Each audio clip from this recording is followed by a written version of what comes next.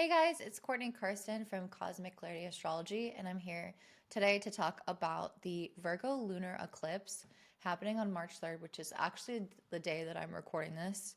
Later than I wanted to get it out, but better late than never. And I wanted to speak to what is being represented by this eclipse. First, I kind of want to retrace and talk about the Saturn-Neptune conjunction. I have a video on that as well as the previous eclipse up on my channel. This is the second and last eclipse of this season, and we will have another set in August. And this is the last Virgo eclipse within 2026. So we're going to see some themes kind of wrap up, although we will have one more set of, we'll have one more Virgo eclipse before, well, I was going to say before the nodes change signs. No, it's actually going to be after the nodes change signs. But anyway, so the Saturn-Neptune conjunction, 0 Aries, I talked about there could be a war, potentially a like technological based war. We have currently started a war, surprise, surprise, in terms of the US. And I'm curious to see how that sets off a new era of violence. And again, I think technology will play a really big part in that. And when I say era, I really do mean era. We are going to start to see shifts in powers in a major way. So that's kind of the backdrop of what's going on politically or socially even during this time. But I'm going to speak more with this Virgo eclipse about, how it's affecting us personally, because I think that there is obviously a lot of suffering going on in the world right now. And one of the things that I think Pisces season is about, you can see this huge stellium in Pisces. We have Mars, we have the North Node, we have the Sun, we have Mercury, we have Venus. And during a Pisces season, it's a lot about coming back to center. It's a lot about taking care of ourselves and healing ourselves, and also compassionate understanding and giving and supporting one another. So I think that that's a really major focus right now, is how can we come together to take care of those who are suffering as a result of this war, but just generally, but also how can we take care of ourselves on a really basic level. And I think that goes back to the Virgo axis of the Virgo Pisces eclipse. Virgo is a lot around the chop wood, carry water. Is that the thing? Something like that, where it's like the everyday mundane ways that we can fill up our cup by taking care of things that maybe have been left undone. And that's especially true because Mercury, the ruler of this eclipse, is retrograde and it's in Pisces. So it's a little bit of a struggling Mercury, because Mercury feels like it's floundering a bit in this sign. So our normal kind of logical processes are a little bit inhibited right now. And I did a whole video, a live on this, if you want to check out the lives on my channel for Mercury retrograde. But we're kind of floundering a bit. And again, our logical processes are not at their top function. But still, despite that, I think that this is a really good time to be almost ritualistic in the behaviors that we're doing in our day-to-day lives to take care of ourselves, and also practical in certain ways. Even though, again, the logical mind is not quite there, it's almost like if we can take care of practical things, but in a sacred way, that is the best way to use this Mercury in Pisces. And with it being retrograde, it's really good to handle things or go back to things to wrap them up that you have already started or that have been on your mind and your heart for a while. So it's not really the best time to start something brand new, but if you've been meaning to get around to something, for example, like taking care of your finances, or maybe you've been meaning to clean out your house and get rid of certain clothes, or, start to eat like a pure diet or do some kind of like cleanse. Virgo and Pisces is a lot about this idea of purifying, of releasing, of, again, cleansing, and again, just maybe wrapping things up in a way that leaves them finalized. And in that way, that's like a cleanse as well. If you have some unfinished projects and all these open ends, it pulls on you energetically. And so closing that out is almost like, and finalizing those things is almost like this, again, cleansing in and of itself. There could be some decisions that are weighing on us, though that's not really the focus right now. It's more so just cleaning house in every sense of that word, as well as focusing on physical and mental healing and health. That is so important for Virgo Pisces. We might find right now that the immune system is a bit weakened. That can often happen around eclipses, especially with all this Pisces energy. We can be very absorbent. We might find that we're retaining more water, or that we are just kind of like soaking things up in a way. And so if there are toxins in our environment, if there are things around us, online or on social media or whatever, that are weighing on us, or maybe even emotional and relationship issues or whatever, those things can easily absorb into us with this Pisces energy. So Virgo, the act of Virgo, or the energy of Virgo, is about the discrimination of what is foreign from what is ours. So there's going to be some kind of process here at this Virgo eclipse of sorting through the things that you might be absorbing and analyzing, is this mine? Does this feel like it resonates? Does this feel like it's in alignment? Or does it feel like it's coming from the outside, maybe a projection or somebody else's feelings, or again, a kind of toxin from the environment? Like maybe I'm only in a bad mood because I watched that TikTok or whatever that set off a certain thing inside of me and I didn't realize. So a lot about regulation is determining that kind of barrier of the outside world versus the inside world. And especially, again, with so much going on in terms of conflict in the backdrop of the world that we're in, this cleansing, this protection, this barrier, and healing is so, so important to, again, create this kind of containment, this protective layer at this time, to ensure that, we keep ourselves as safe or as well as we can in the context or of the position of life that we're in. This can also bring up a lot around kind of like I want to say mental anguish, or even just past patterns that we are going to likely revisit. With Virgo, these patterns typically tend to be something that, I don't know, the word scrupulous came to my mind. I don't know why, but there's something about these past thought patterns, or like something might happen that brings up an existing cycle that you've been in the past that will trigger a typical way of thinking. So like, let's say, for example, let's do something with like food and health in the body. Let's say that you are like more bloated than usual, because again, that can often be common with like Cancer and Pisces, that can kind of absorb, like retain a lot of liquid. So let's say that you're more bloated and you look in the mirror and you start having this like thought pattern of maybe beating yourself up in your head of, why do I look this way? Why did I do this? Like I should have eaten like this, or I should have had that, blah, blah, blah. And so you can start to see like yourself regressing maybe into an older version of yourself that you thought that you had already progressed past that. And this could really pertain to any area of life. I'm just mentioning health because that's a really common facet of Virgo eclipse. So it might not be health at all. It might be something relational. It might be something within your career. It might be something within your relationship with yourself, whatever. Mental health. It's usually just something that's going to trigger some kind of negative thought pattern, because Virgo tends to be very, fault finding. It's very good at discovering what is wrong to fix the problem. And when we turn that in on ourselves, we can become hyper focused on our flaws. We can become like, we can kind of harp on things that we could do better, or ways that we should be better, or achieving more, whatever. And that Virgo feeling is that we might never be good enough. We might never do enough.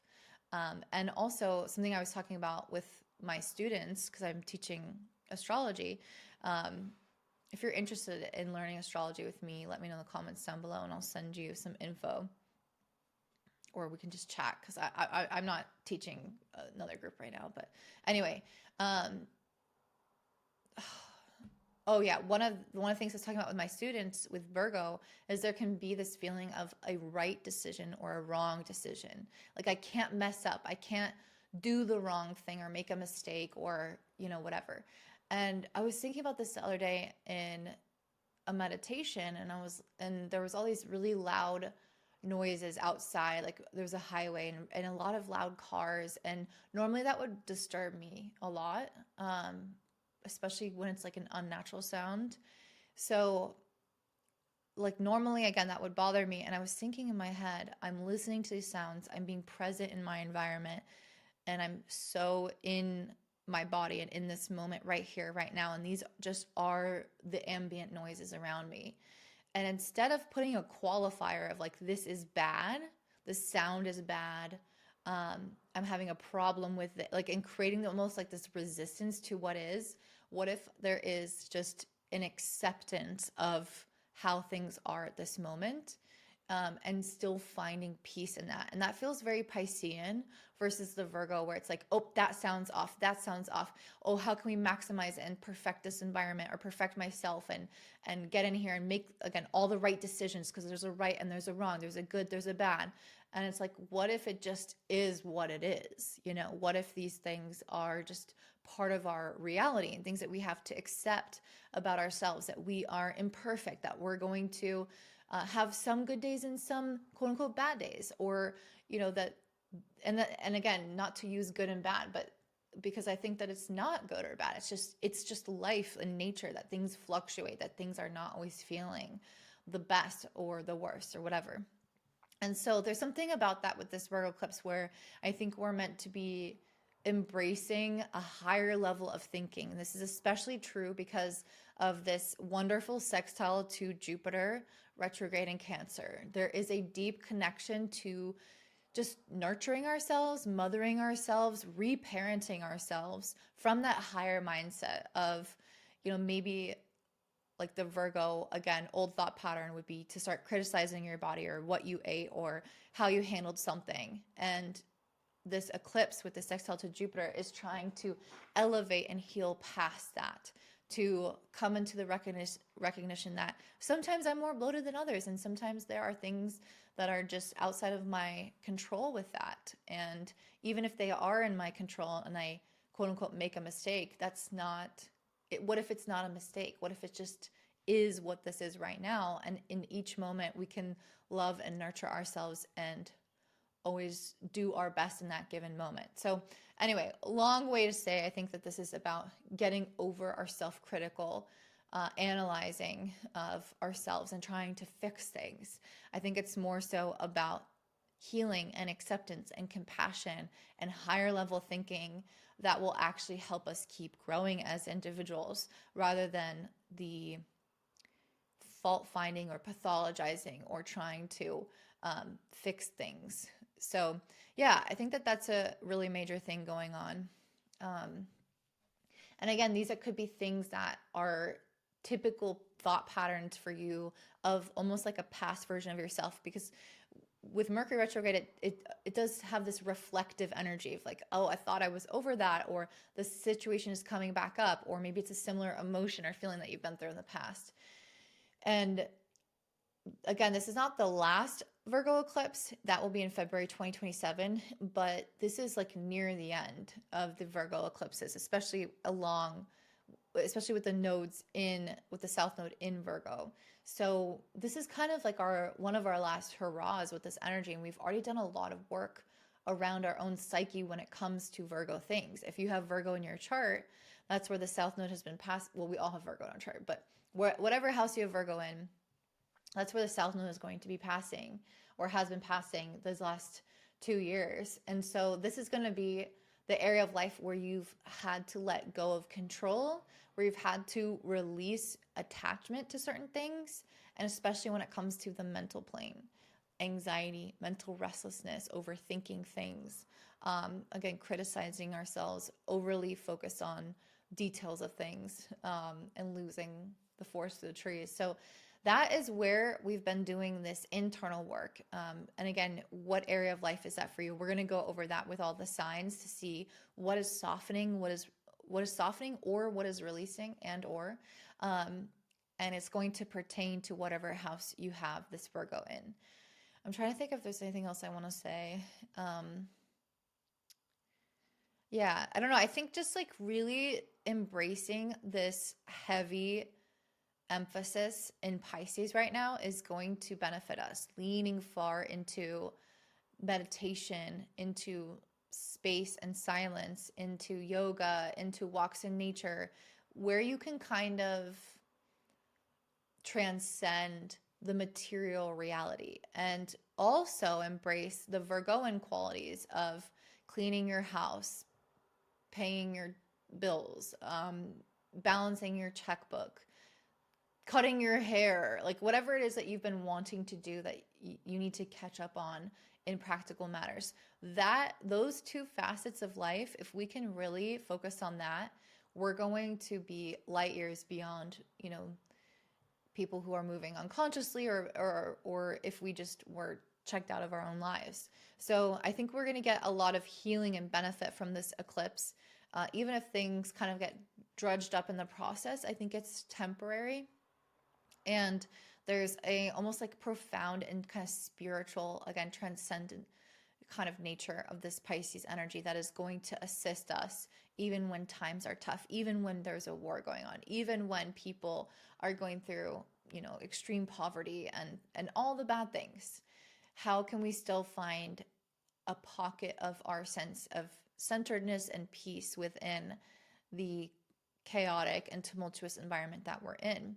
And that is also an act of resistance in its own way. So I'm really excited to see the kind of constructive way that this eclipse can support us, especially with that sextile to Jupiter. I see this being an asset to our healing, especially if we focus on that kind of mother archetype within ourselves. And we might need more time alone with this Pisces energy as well. So if you find that you're a little bit more reclusive or you really need to disconnect from the internet and get out and touch grass, as people say, then really feed into that desire, because it is propelling you forward and coming from a very instinctual place to protect yourself right now. So let's go ahead and dive into what this is going to look like for all the signs, and make sure that you comment your sign down below and how this is connecting with you personally. I find that really helps everybody kind of understand and connect with one another. And I would love to grow my channel this year and also grow this feeling of community within my channel. So if that's something that you're interested in being a part of or supporting, please do subscribe, like, share the video, comment down below, and hype the video, whatever. And I will see you in the all signs. All right, Aries. So you're up first. And we're having a Virgo lunar eclipse today, March 3rd, which is taking place in your 6th house, which means that the sun, the North Node, all of these major planets piling up in Pisces are in your 12th. So you guys might be really psychic right now. You might be getting very strong downloads through your dreams or seeing signs and synchronicities. You might feel a lot more reclusive, maybe tired, or just kind of like in a airy-fairy kind of like dream state right now. So if you guys are feeling that, like, this is great in terms of you're right on schedule, you're right on target. So it's a really good time to embrace more, like leaning into that, embrace more of that. And that could be through journaling, through meditation, through time alone in nature, through some kind of resting, like solo time. And yeah, I think that could be especially prevalent for you right now because your planetary ruler Mars is at 0 Pisces, so it just transitioned to the sign. So again, I feel like you guys are going to be in this really juicy place when it comes to like creativity and inventiveness. And so if you guys have felt stuck in some area of your life, this could be a really good time to slow down and try to soften in terms of your sense of like control and time management. And this could be related to Virgo being in the 6th house. Maybe there's something around your schedule or your health or your routine or something that you could loosen your grip on a little bit. And you might find that you actually get more progress, more done, or a solution to a long-standing problem or anxiety by simply allowing yourself to soften that grip on your expectations of your day and like your productivity for the day, or even like health goals or work goals. Like you might find that maybe you had like, okay, I'm going to start off this week, I'm going to get all these things done. But maybe what actually happens is you go on this kind of divine detour and you have this old pattern come up or this old thing come back up into your life, and you find a solution and you have some kind of profound breakthrough or like healing moment. And instead that actually moves you forward on a soul level and like in a major way in general, especially when it comes to Jupiter in your fourth house. This could be especially pertaining to things like moving forward emotionally, or moving forward in terms of your family or your sense of like security and groundedness. You might find that there's some issue that comes up that you're able to resolve it and you feel a lot more like emotionally stable, or you handle some kind of thing that may have been related to like family in the past or finances or something like that. So I don't know. It's almost like I could just see you have like you setting out on your day, and then all of a sudden your day just like pivots and goes in a totally different direction, or something else like pulls your attention from that original focus. But in that process, I see like some potential for incredible stabilization and healing to come as a result. And again, that could pertain to something within like family, homes, emotional security, something like that.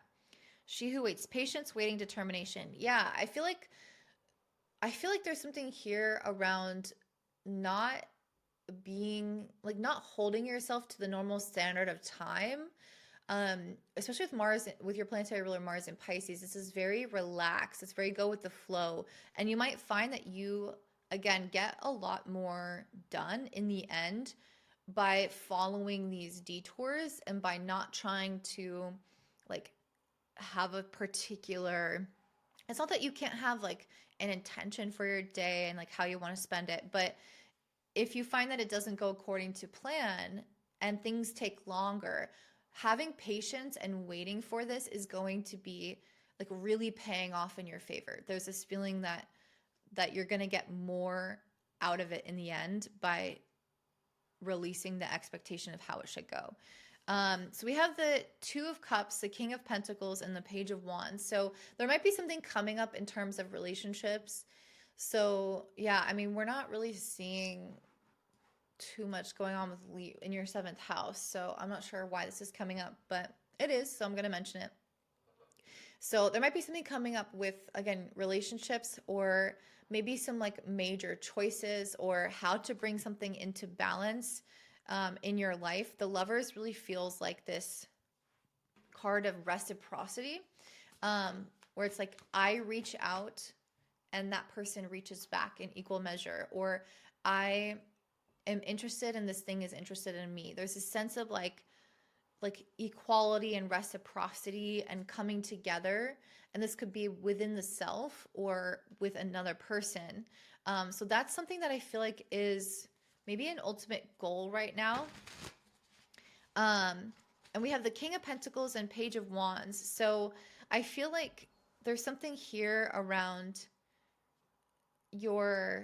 King of Pentacles feels like very Virgo in the sixth house. It feels like our work, our way of maintaining our life and leading our life. And then we have the Page of Wands, which is a card of like free spiritedness and creativity. So I don't know. I just feel like there's something about this that the universe wants to bring in maybe more play or like agility and adaptability within your day-to-day like work or life or routine or structure or leadership quality. And something about that is going to bring something into balance. Like you're going to, again, find more reciprocity somehow. So I don't really know how the Lovers plays into this per se. Hopefully you guys know, but let me see if there's a clarifier for the Spirit. That was kind of a lot. So we have the Knight of Pentacles in reverse, Three of Pentacles, and Two of Pentacles. Yeah, so I feel like there's something that needs to get unstuck and get moving. The Knight of Pentacles is really slow. When it's in reverse, a lot of things can be represented by this, but I feel like it's trying to say that it's trying to get you out of like some kind of rut with something. And with the Three of Pentacles and Two of Pentacles, it might you might be able to like mobilize something more in your life by working with another person and bringing things into balance with that person, maybe seeing their perspective or um, gaining something from them that only they could provide. So that's what I'm getting here is like there's some, and I don't know, this is coming through the cards, not the astrology in terms of relationships, but I think that you guys are meant to be shaking up like what your day looks like. And I think somehow another person's perspective or how another person does something or working with another person is going to play a really critical role in how you do that and how you get out of some kind of monotony or like stuck routine or like rigidness within your day-to-day life. Um, so yeah, I mean that could also represent sixth house, which is teamwork, right? Like coming together and producing something together. But it could also be pulling inspiration from other people's schedules or getting, you know, support or advice or something where you're kind of balancing their perspective with your own. So that's what I'm seeing for you, Aries. I think that the softening and releasing is the rigidity around what your day should look like, following divine detours and allowing yourself to work with others or be inspired by others to help get out of maybe some kind of stuck energy, to embrace new life and creativity within your work and your career. But this could also apply to health, but I feel like it's mostly that. So that's why I see if this resonates. Let me know in the comments down below. Don't forget to like, to subscribe, to hype. I'm trying to grow my channel, so I support all of, or I appreciate all that support is what I meant to say. And I hope you have a beautiful day. Bye. All right, up next we have Taurus rising and sun. So for you guys, this Virgo lunar eclipse on March 3rd is taking place in your 5th house. So this Virgo eclipse is a lot about releasing and softening and having more compassion with ourselves. If you guys have children, you might find that this is a particular area where you want to soften.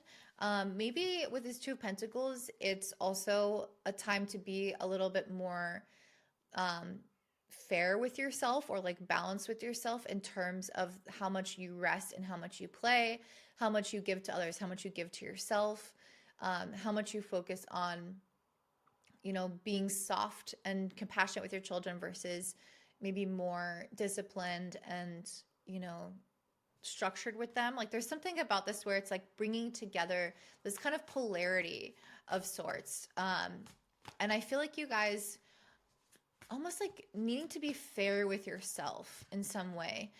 So maybe things have been like you've been unfair or like unnecessarily hard on yourself within a certain area of your life.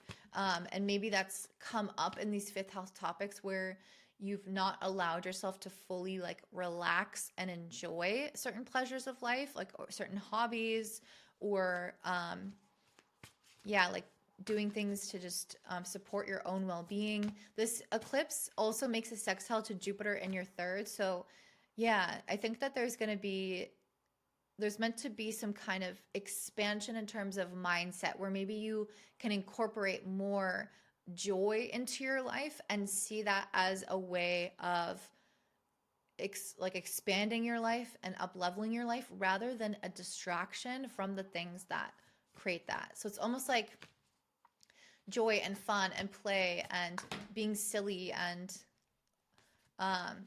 resting and just focusing on what feels soft and good. It's like, what if those things are equally supporting your life in terms of like maybe it was easier to value things that were practical or things that were productive or whatever. And so there's something here about like balancing where you're starting to see the merit and the value even of the softer things. This could also pertain to balancing perspectives with this 5th, 11th house axis where eclipse is taking place is a very social and relationship-oriented axis. So there might be something about taking others' opinions into account more or less depending on how you've done it in the past.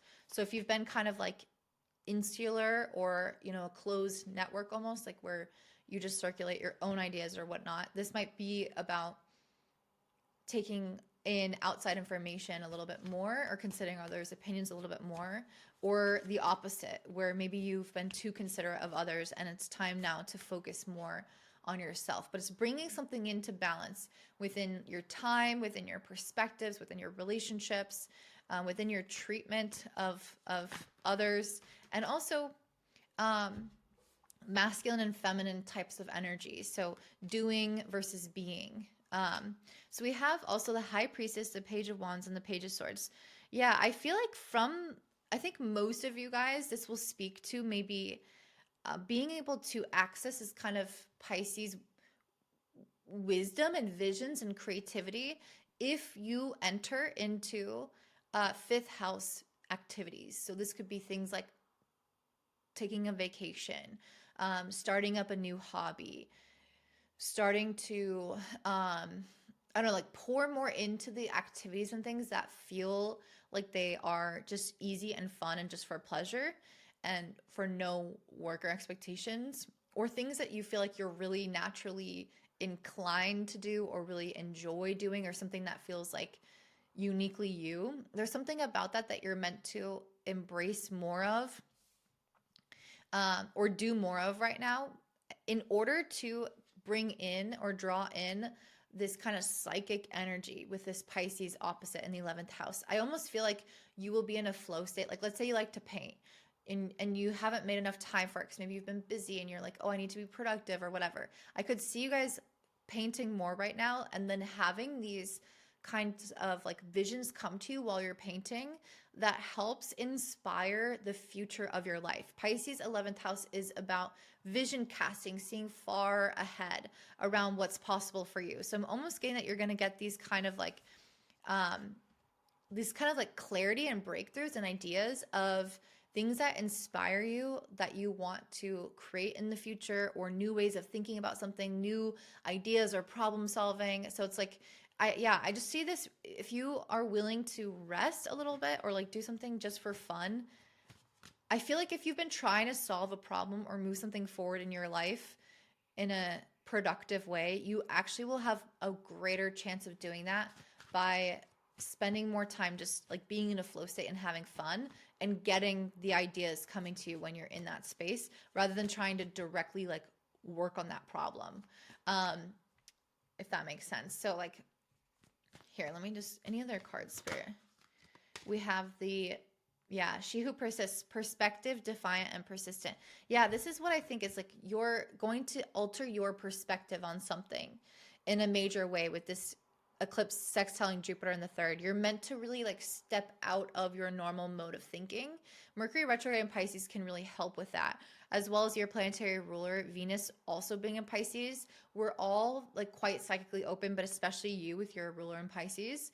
So there's something here around like being able to tap into totally new, again, ways of thinking about something that comes from this kind of psychic place where you get into this flow state, and then the messages can come to you without these filters or inhibitions along the way. So that's what I'm seeing for you guys. I feel like it's really allowing things to come back into balance by doing more things that you love. And in that place, you're going to get these kind of divine messages and downloads. So if you're spending a lot more free time right now, being like, if you need more free time right now, or if you're spending less time like on certain goals or whatnot, don't stress about that, because you will actually get a lot of clarity in your life around important things that is going to support you. So that's what I'm seeing for you, Taurus. If this makes sense for you or is helpful in any way, let me know in the comments down below. I'm trying to grow my channel, so if you want to be a part of that and support that, then you can subscribe, comment, like, hype, share. Anything like that is really appreciated, and I hope you have a great day. Bye. All right, up next we have Gemini rising and sun. This Virgo lunar eclipse happening on March 3rd is taking place in your 4th house. And this is an interesting time because the ruler of this eclipse is the same planetary ruler that you have, which is Mercury. Mercury is currently retrograde in Pisces. So it's in detriment. It's, again, retrograding, which already makes it kind of like a little bit loopy. So this is a very kind of drugged up, almost like a otherworldly, fantastical type of time right now, especially for you guys. You might find that you are envisioning stuff in the future, that you are in this kind of dreamy state, that you are bringing things into being in the future, not now, because it's not necessarily time for manifesting now, but like, yeah, bringing things into being later on by really feeling like what you want, like especially with this yearning card. Like I just think that you guys are going to be in this phase right now of feeling things quite strongly, but also being in this kind of like dazed sort of dream-like state where, yeah, I don't know, and then maybe feeling at the in that place like you're with the Five of Pentacles. Yeah, I could see you really having this desire to have things that you are lacking. You might be thinking about things that have already happened with Mercury being retrograde. You might be thinking about past events or what could have been, or just, again, with this Virgo eclipse, we often focus on like what's missing. So with the Five of Pentacles, you could be thinking about, or even comparing yourself to other people and be thinking about what is missing in your life or what you want there to be, and have this like longing for something to be different or better than it is. Maybe you feel some type of lack, or yeah, just like there is a wish that wants to be fulfilled, but you don't quite have the ingredients of that yet, or you don't see it on the horizon yet. And there's this like longing and dreamy quality of visualizing yourself with it, but then at times maybe doubting it with Virgo. And yeah, I think Pisces, with this stacked Pisces in your 10th house, it's a lot about like what you want for yourself in the future, where you want to see your life going. And again, kind of visualizing and dreaming and aspiring. But then the Virgo and the South Node in the 4th could really feel like this focus on the past of like, well, I haven't had that yet. And what if I don't have it? And what if I'm never emotionally fulfilled by this? And almost like this kind of fear mindset can come from that Virgo in the 4th. And I feel like you're meant to work on this with the Eight of Pentacles. I think that you're meant to be like applying yourself in some way to improving the mind. Yeah, like not allowing the mind to just wander off into like a negative territory, essentially. Let's see, what else do you mean, Spirit, with this Eight of Pentacles? This eclipse is also sextiling Jupiter in the 2nd, so there could be something here around like money and security that is coming up, or maybe feeling alone, or maybe something around like family and stability that's coming up for you in particular, where you're thinking about those things like, oh, I wish I lived somewhere different, or I wish I had kids, or I wish I had a partner, I wish I had more money, or I wish I had more like alone time, or maybe I wish I wasn't as alone. Like there's something around that in particular that might be coming up strongly for you.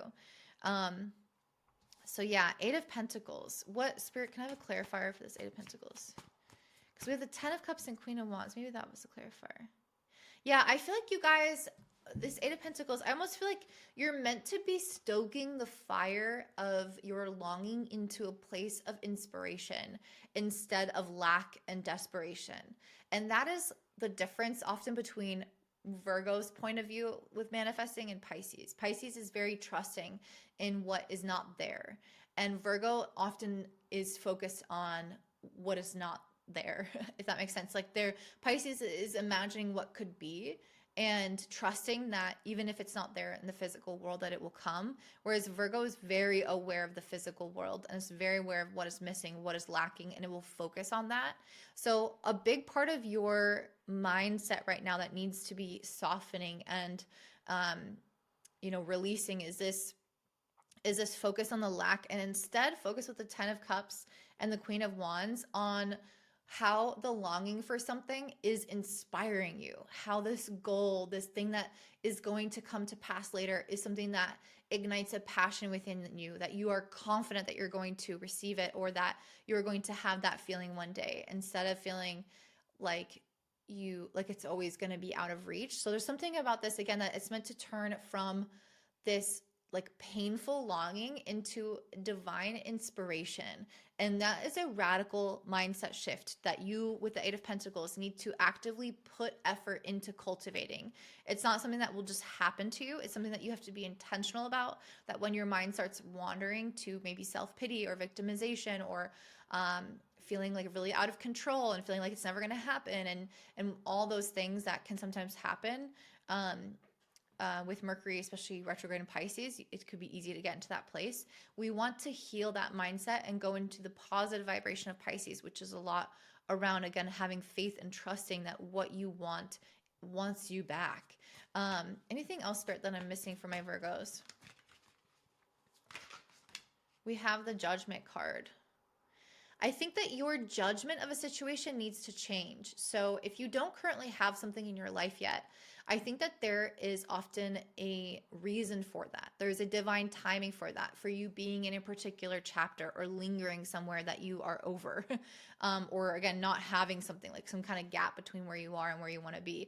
The Judgment card is saying that you could pass negative judgment on that circumstance or on this chapter of your life.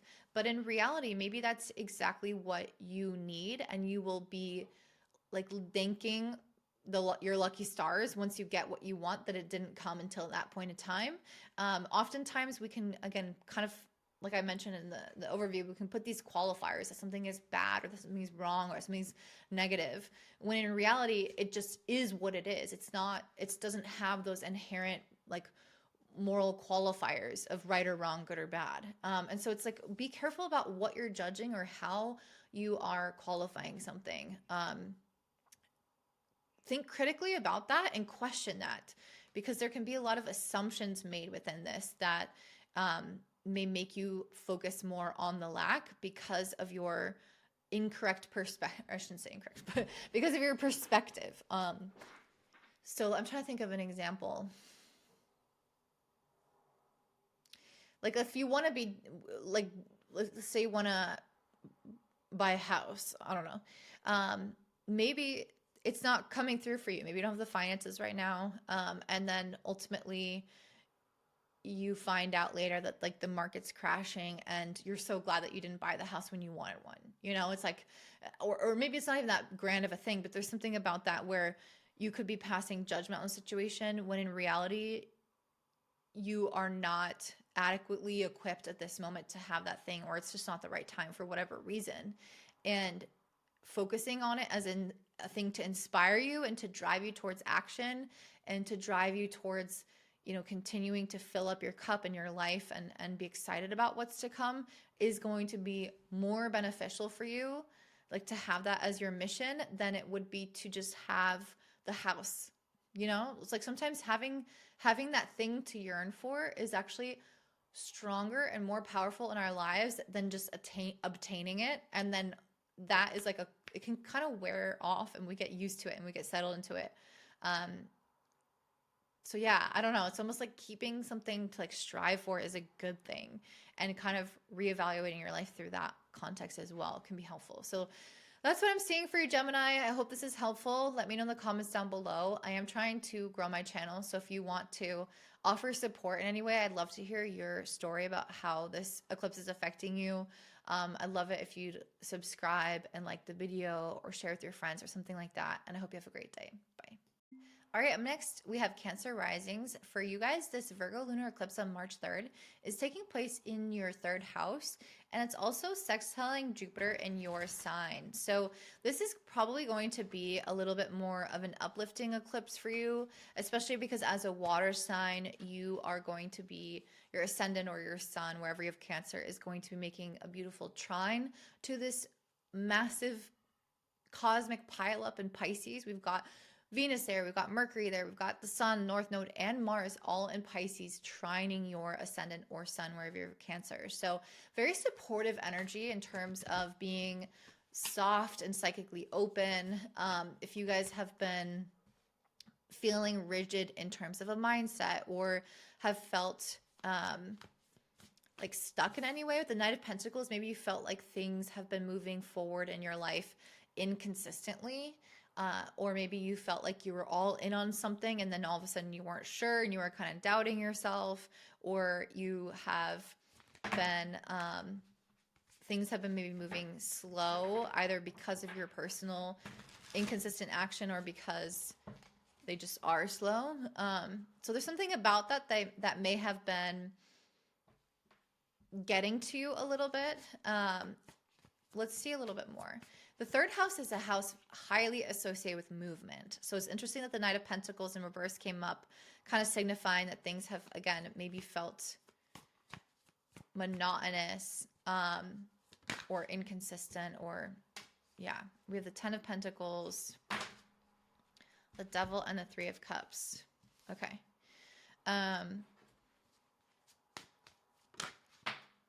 So yeah, the monotony.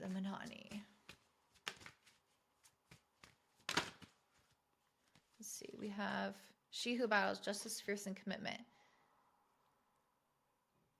I don't know. I almost feel like you guys, like part of you maybe has like gotten into the phase of things becoming a little bit more rote. You know, it's like something about a desire or a goal or something that you long for coming into a phase of being, yeah, like repetitive or monotonous, or like it's starting to lose like kind of like natural steam, or yeah, like something about that. Like you start off at the new year and you're like, new year, new me. I'm going to go to the gym this many times a week. I'm going to work on this. I'm going to do this.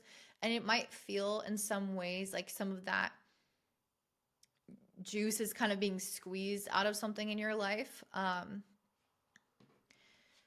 But I feel like part of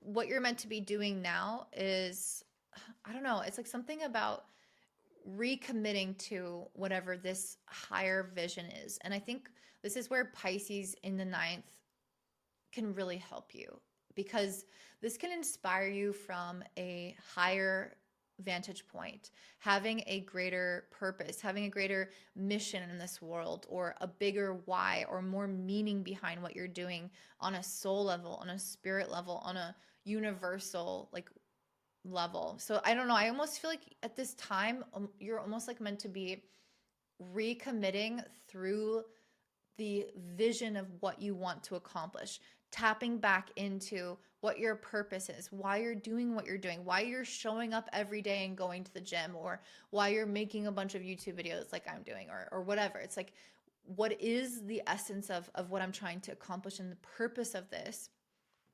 And connecting that to the daily actions that could become a little bit like not suffocating, but like just, it can just be challenging to put in the reps around something in your life, to be really consistent and to continuously work towards a long-term goal. It can feel sometimes like you're running on fumes, or you're losing some of that passion and whatnot towards it. And I feel like you're meant to be reconnecting to the flame right now, to your why, to your commitment, to protect that and create this sense of stability with that long-term like legacy in mind, like a soul legacy, a spiritual legacy, so that you can feel like you can refresh your battery almost.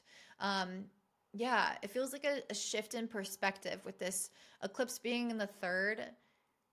It's like, how do we tie in our day-to-day movements and our day-to-day choices that we have to make to stay on task with a higher vision for ourselves? And with the sextiling Jupiter in the first, I feel like it's a lot around being like finding inspiration also in how you are growing as a person through this. So it's not just like, this is what I'm meant to do and like this is my purpose, but also this is who I'm becoming in this process, and recommitting to it for that as well, for yourself, for your growth, for the way it's expanding your ability to contain so you can receive more in the end. Actually, it's almost like if you are working out a lot every day and it's hard to stay committed to that, why are you doing this? Maybe it's so that you can be with your kids in a healthier way and live longer for them. And there is this like higher kind of selfless meaning, or just a bigger meaning. But then it's also maybe that you are growing stronger and you can handle more and do more and have more energy, and it allows you to cultivate more abundance and flexibility and movement in your life in a positive way. So that's part of the message here for you guys. There's another message coming through, like a whole separate one with the Devil and the Three of Cups. There might be some sticking energy when it comes to people right now in your life. Maybe it's because Uranus has retrograded back into your 11th house. It is going to move into your 12th, I think in like late April, May, early May. I don't know. I'm wondering why this is like bringing up relationship stuff. But the Devil and the Three of Cups, there might be something here around. Well, okay, two messages. One message is like it might be tempting right now to return to addictive habits or like overspending or over drinking or like hanging out with friends and losing focus on some of these like rigid goals that you or like not rigid but like these routines that you've maybe promised that you would do or like these certain metrics that you thought you would hit each week like the routine and the work and the effort of that maybe not sexy, so it's easy to fall into this like, oh, I'm just gonna be hang out with people and I'm not gonna worry as much about like staying on top of things and I'm gonna sleep in later or whatever. So this is part of a message to like be wary of that. We don't want to fall into what is easy. We want to focus on our legacy and our long-term goals and do what is best for that future version of ourselves. This could also speak to, again, some stickiness within relationships. I think that's less of a thing for you guys based off of the astrology. Let me just see if there's any messages that want to come through around that. Maybe it is like a relationship pattern where like people in your life kind of, maybe there are certain people that you kind of like revert back to old patterns with. And maybe there's something about that that's like, don't allow yourself to get pulled back in to something. Like, if you've quit drinking and then you have a friend that drinks and they're inviting you out and you're like, oh, but I quit drinking, but then, oh, what's one drink? And then it kind of like pulls you back to that old version that you're like, wait, that wasn't my goal for this year. So just don't allow people to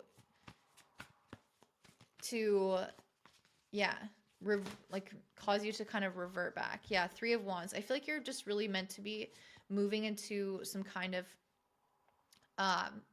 maybe a new type of relationship or being surrounded by people that are going to inspire you into this next level of yourself with Jupiter moving through your first. Maybe it's retrograde pattern right now is going to bring out where that's missing.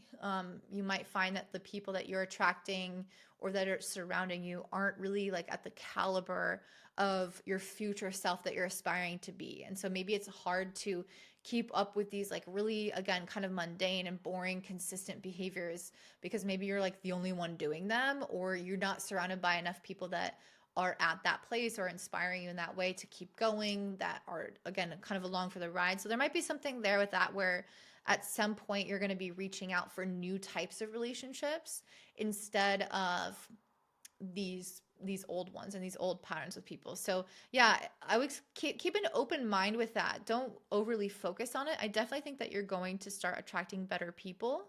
But you have to keep consistent with your own goals and again, focus on that legacy and that mission and this kind of higher purpose. And that will eventually align you with people who have a similar type of vibration when it comes to their mission and their purpose. So yeah, I think it's going to be really beautiful for you. Hold out hope and faith right now. And having that optimistic mindset is really going to carry you through to the next level in your life. So that's what I'm seeing for you, Cancer. If that resonates, let me know in the comments down below. I'm trying to grow my channel, so I really appreciate any support. Maybe that's liking the video, sharing it, subscribing, commenting, hyping. Any of that is super appreciated. And I hope you have a beautiful day. Bye. All right, up next we have Leo rising and sun. This Virgo lunar eclipse on March 3rd is taking place in your second house. So yeah, this is an interesting time. I think that this eclipse is a lot about some type of release and softening. For you guys, this could potentially be around financial matters. Maybe there is something coming up in regards to finances or topics around money or even self-worth that is circulating from past events. Yeah, I think that with Mercury being the ruler of this eclipse and it being retrograde in Pisces, you might, again, be having some kind of like conversation or something going through your mind around self-worth or finances that is from the past or that has been ongoing or that has been almost like an old part of yourself or an old cycle. Let's see why that's coming up for you guys. So Spirit, why would something like that be coming back up for Leos? We also have the Two of Wands, the Knight of Pentacles in reverse. Let's see. We have the Six of Pentacles and the Emperor. Yeah, I don't know. I almost feel like in a very practical sense, you guys are meant to be getting really organized with things with the Six of Pentacles and the Emperor. I think that you're meant to be focusing on where your money is coming and going, the organization of those things, how generous you are, how much you've received from others. I don't know. This feels quite practical as an eclipse, which is interesting because that's not really the energy I've been getting for some of the other groups. It's been like a lot of psychological stuff or spiritual stuff. And I'm sure that's still a factor here, especially with this moon, this eclipse sextiling Jupiter in the 12th. There is something spiritual about it, but maybe it's just about also like unveiling something or revealing something happening behind the scenes with Jupiter in the 12th, or clarifying something a little bit more with this Emperor and the Six of Pentacles. I just feel like you're meant to be quite, yeah, I don't know. Maybe there's some things that have been going undetected or going unnoticed with the Two of Wands and the Knight of Pentacles in reverse. Honestly, I feel like the Knight of Pentacles should be upright. Let me just pull a clarifier. King of Pentacles upright. Yeah, I definitely feel like this card is meant to be upright. There's something here about really needing to have some kind of like long-term plan when it comes to your finances, and like your practical material matters.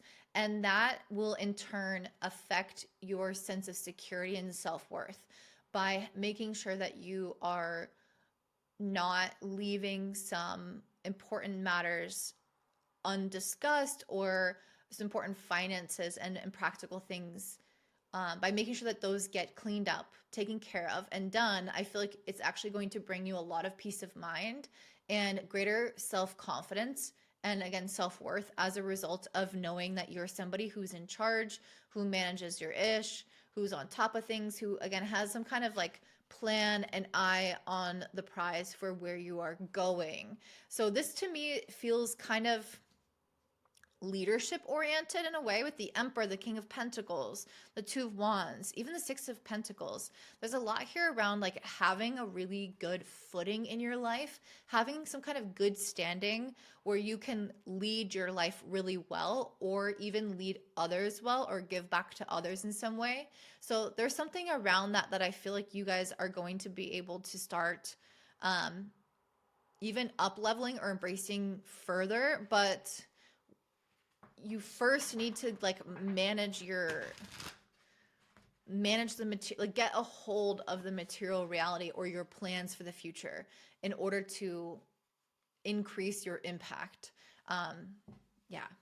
So the sextile to Jupiter in the 12th could indicate that the things that were previously not seen when it comes to your material world and your money and your assets and things like that, the things that you didn't see before, you are going to start seeing them clearly now. So it could be like, oh, I didn't realize that I was spending money on this thing, or there's an opportunity to make more money in this way here that I didn't see before, and kind of like filling in these dots.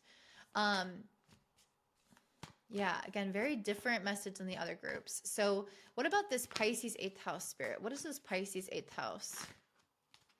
So we have the Five of Pentacles and Page of Cups. I feel like you guys are meant to be filling in the gap somehow. This really, to me, seems like somebody who's using their intuition to figure out the gaps in something that is missing. The Five of Pentacles represents either financial lack, or something unaccounted for, or yeah, like not having something that you need, or something being missing, or there being a gap in something. And the Page of Cups represents somebody who can use their own intuition, their instinct to fill that in. So that's part of what I'm seeing of this like leadership energy. I just feel like you guys are going to be able to really like create some kind of plan for the future on not just how to manage your money, because I think that's something you're meant to be doing now, but how to build on it, how to grow something, how to advance something in the future. You're meant to be tapping into that right now. And the Page of Cups and Five of Pentacles can show you potentially where you are feeling like there is the missing ingredient. This could be something personal in terms of like, I'm missing confidence, or I'm lacking experience in this, or whatever. And you can kind of fill in the gaps. But this could also be something material. So it's like, okay, I'm missing money in my 401k or whatever, retirement, or something like that. You know, it's like some, yeah, the Page of Cups is really embracing your instinct when it comes to how you are navigating the things that need to be repaired or like improved upon. Um, yeah, I'm seeing like a hole in the wall, and you like patch the hole in the wall. And that's the kind of energy of this Virgo eclipse of, not only am I taking care of things in terms of my mundane life and making sure I'm got my budget and my finances in order and everything like that, my house in order, or any kind of assets, but I'm also looking at my plan for the future and looking at what's missing either in my current system or what's missing, you know, in terms of my goal, like from where I am to get to where I want to be. What do I have to accomplish or be or do or have or feel in order to get there? So there's something about that of like filling in the missing gaps in whatever way that's represented for you.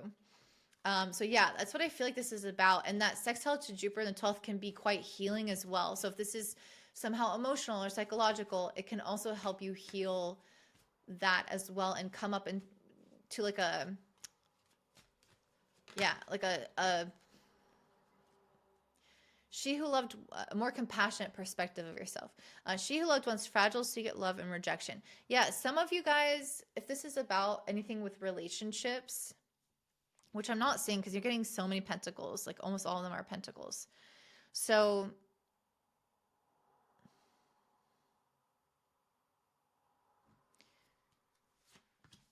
like, do I even want to go into that if it's not about relationships? Let's see. Anything spirit that wants to come through in regards to this secret love card. Nine of Cups, Queen of Wands, Four of Wands. Yeah, if there's anything coming up here in regards to the past, I feel like part of this secret love, the word that's standing out to me is secret, because that's something that I was like, I think something will be revealed. That's very common with 8th, 12th house, is something hidden, something secret, something from the past as well. So something about that you may have going on right now, like something in the situation may involve that. But this could also speak to, like it's saying rejection. Maybe there's like a fear of rejection, a fear of being turned down, or a fear of failure in some kind of way with something that you're planning. And maybe that's part of what you're seeing with the Five of Pentacles, of lack of like, I'm really missing these key ingredients. Like, am I going to be able to accomplish this thing? And I feel like part of what this is saying with the Nine of Cups, Queen of Wands, Four of Wands is to really like, this is a time to be cultivating your sense of confidence. And I think by focusing on the things that you want to happen, as well as taking care of your current reality, you're going to be able to fill in those gaps in a way that feels celebratory rather than fault finding and lack oriented. So I think that's really key right now, because the Virgo eclipse is less about getting on our own backs with stuff and more about coming from a place of inspiration and kind of relaxed energy. So it's like, how do I still move my life forward? How do I improve certain things and become more of a leader and make these plans for the future without going into the headspace of, I'm missing this, or I'm not doing this right. And it's like, how do we know what is missing? What gaps need to be filled, while feeling inspired and excited and confident about our ability to do those, to fill in those gaps. Does that make sense? So it's like, if you're learning a new skill, like let's say you're going to learn how to draw. Maybe you like see what other people can do and you see what you can do and you're like, damn, I'm like, I can't do this well, I can't do that well, I need to improve this. But instead of like giving yourself a hard time for that, you get excited about the things that you can learn and you feel confident that you can do it. And then you want to put in the practice and you want to make these kinds of like schedules or plans for how you can develop in that way. So that's what I'm seeing for you, Leo.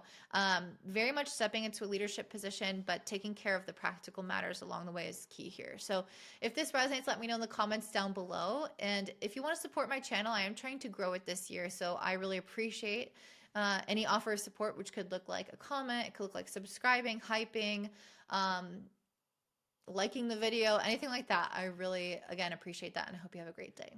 Bye. All right, next we have Virgo rising and sun. So for you guys, this Virgo lunar eclipse on March 3rd, today is in your sign. So this is a big deal for you guys. I think, Virgo, this is the second to last eclipse in your sign.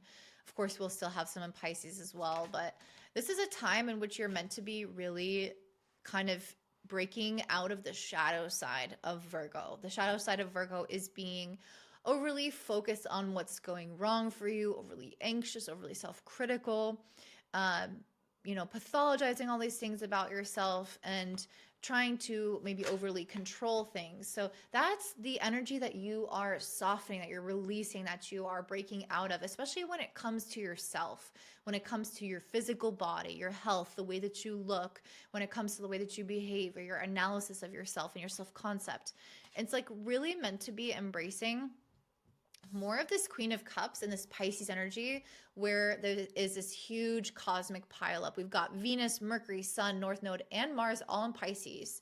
So there's a very, very strong energy here around emotional openness, sensitivity, psychic energy, being able to rest, being able to be compassionate, being able to see the universality of things and our connection to something bigger than us, being able to get out of the nitty-gritty of our day-to-day lives in a way that is going to help us tap into the purpose of why we are even alive to begin with. So I think that you guys are going to be able to come into a deeply healing type of mindset at this eclipse. And part of what's working in your favor is this really debilitated Mercury, which is your planetary ruler. Mercury retrograde and in a detriment, and it's in the sign of Pisces.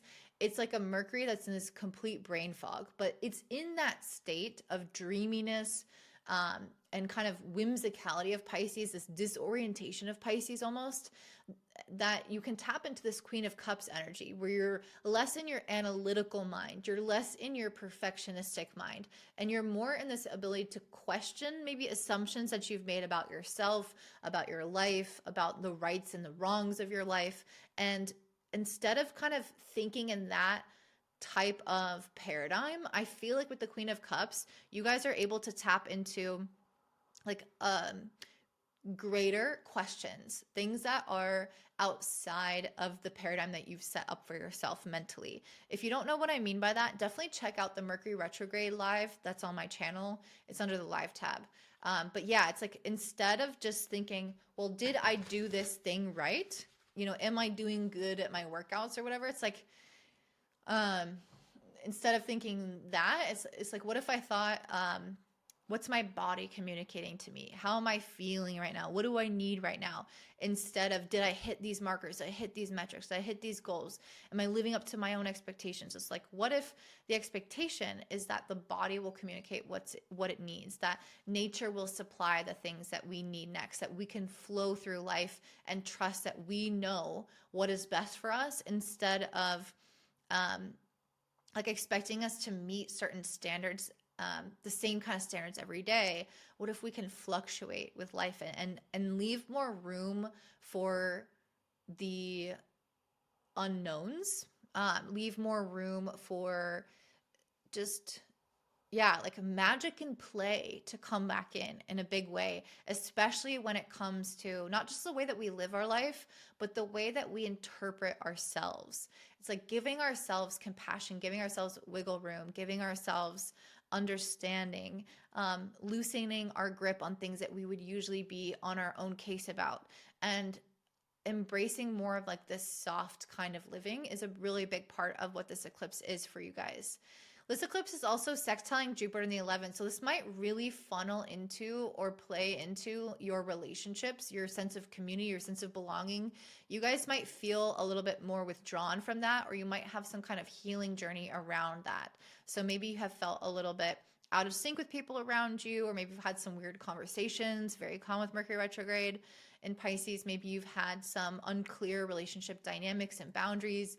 But I think the biggest question to be asking right now with Jupiter retrograde and Cancer in your 11th is, does this relationship nourish me? Do I feel a sense of community here that feels like a kinship, a familiarity that is beyond patterns and in a place of Queen of Cups, like emotional fulfillment. Because sometimes we can be attracted to people and situations because of familiarity in a negative pattern, right? Like, oh, my family always treated me like I was second best, and now I attract relationships like that. It's like, well, that's not the question. It's like, does this person feel like family because of the way that they fill up my cup and match my soul?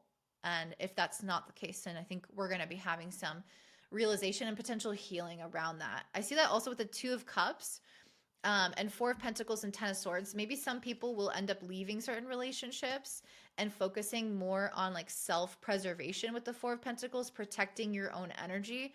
I just feel like we're really going to be focusing a lot on like, who do I want to surround myself with? If I, like, the first layer of this eclipse is, how am I talking to and treating myself? Is this with coming from a place of love and compassion and understanding?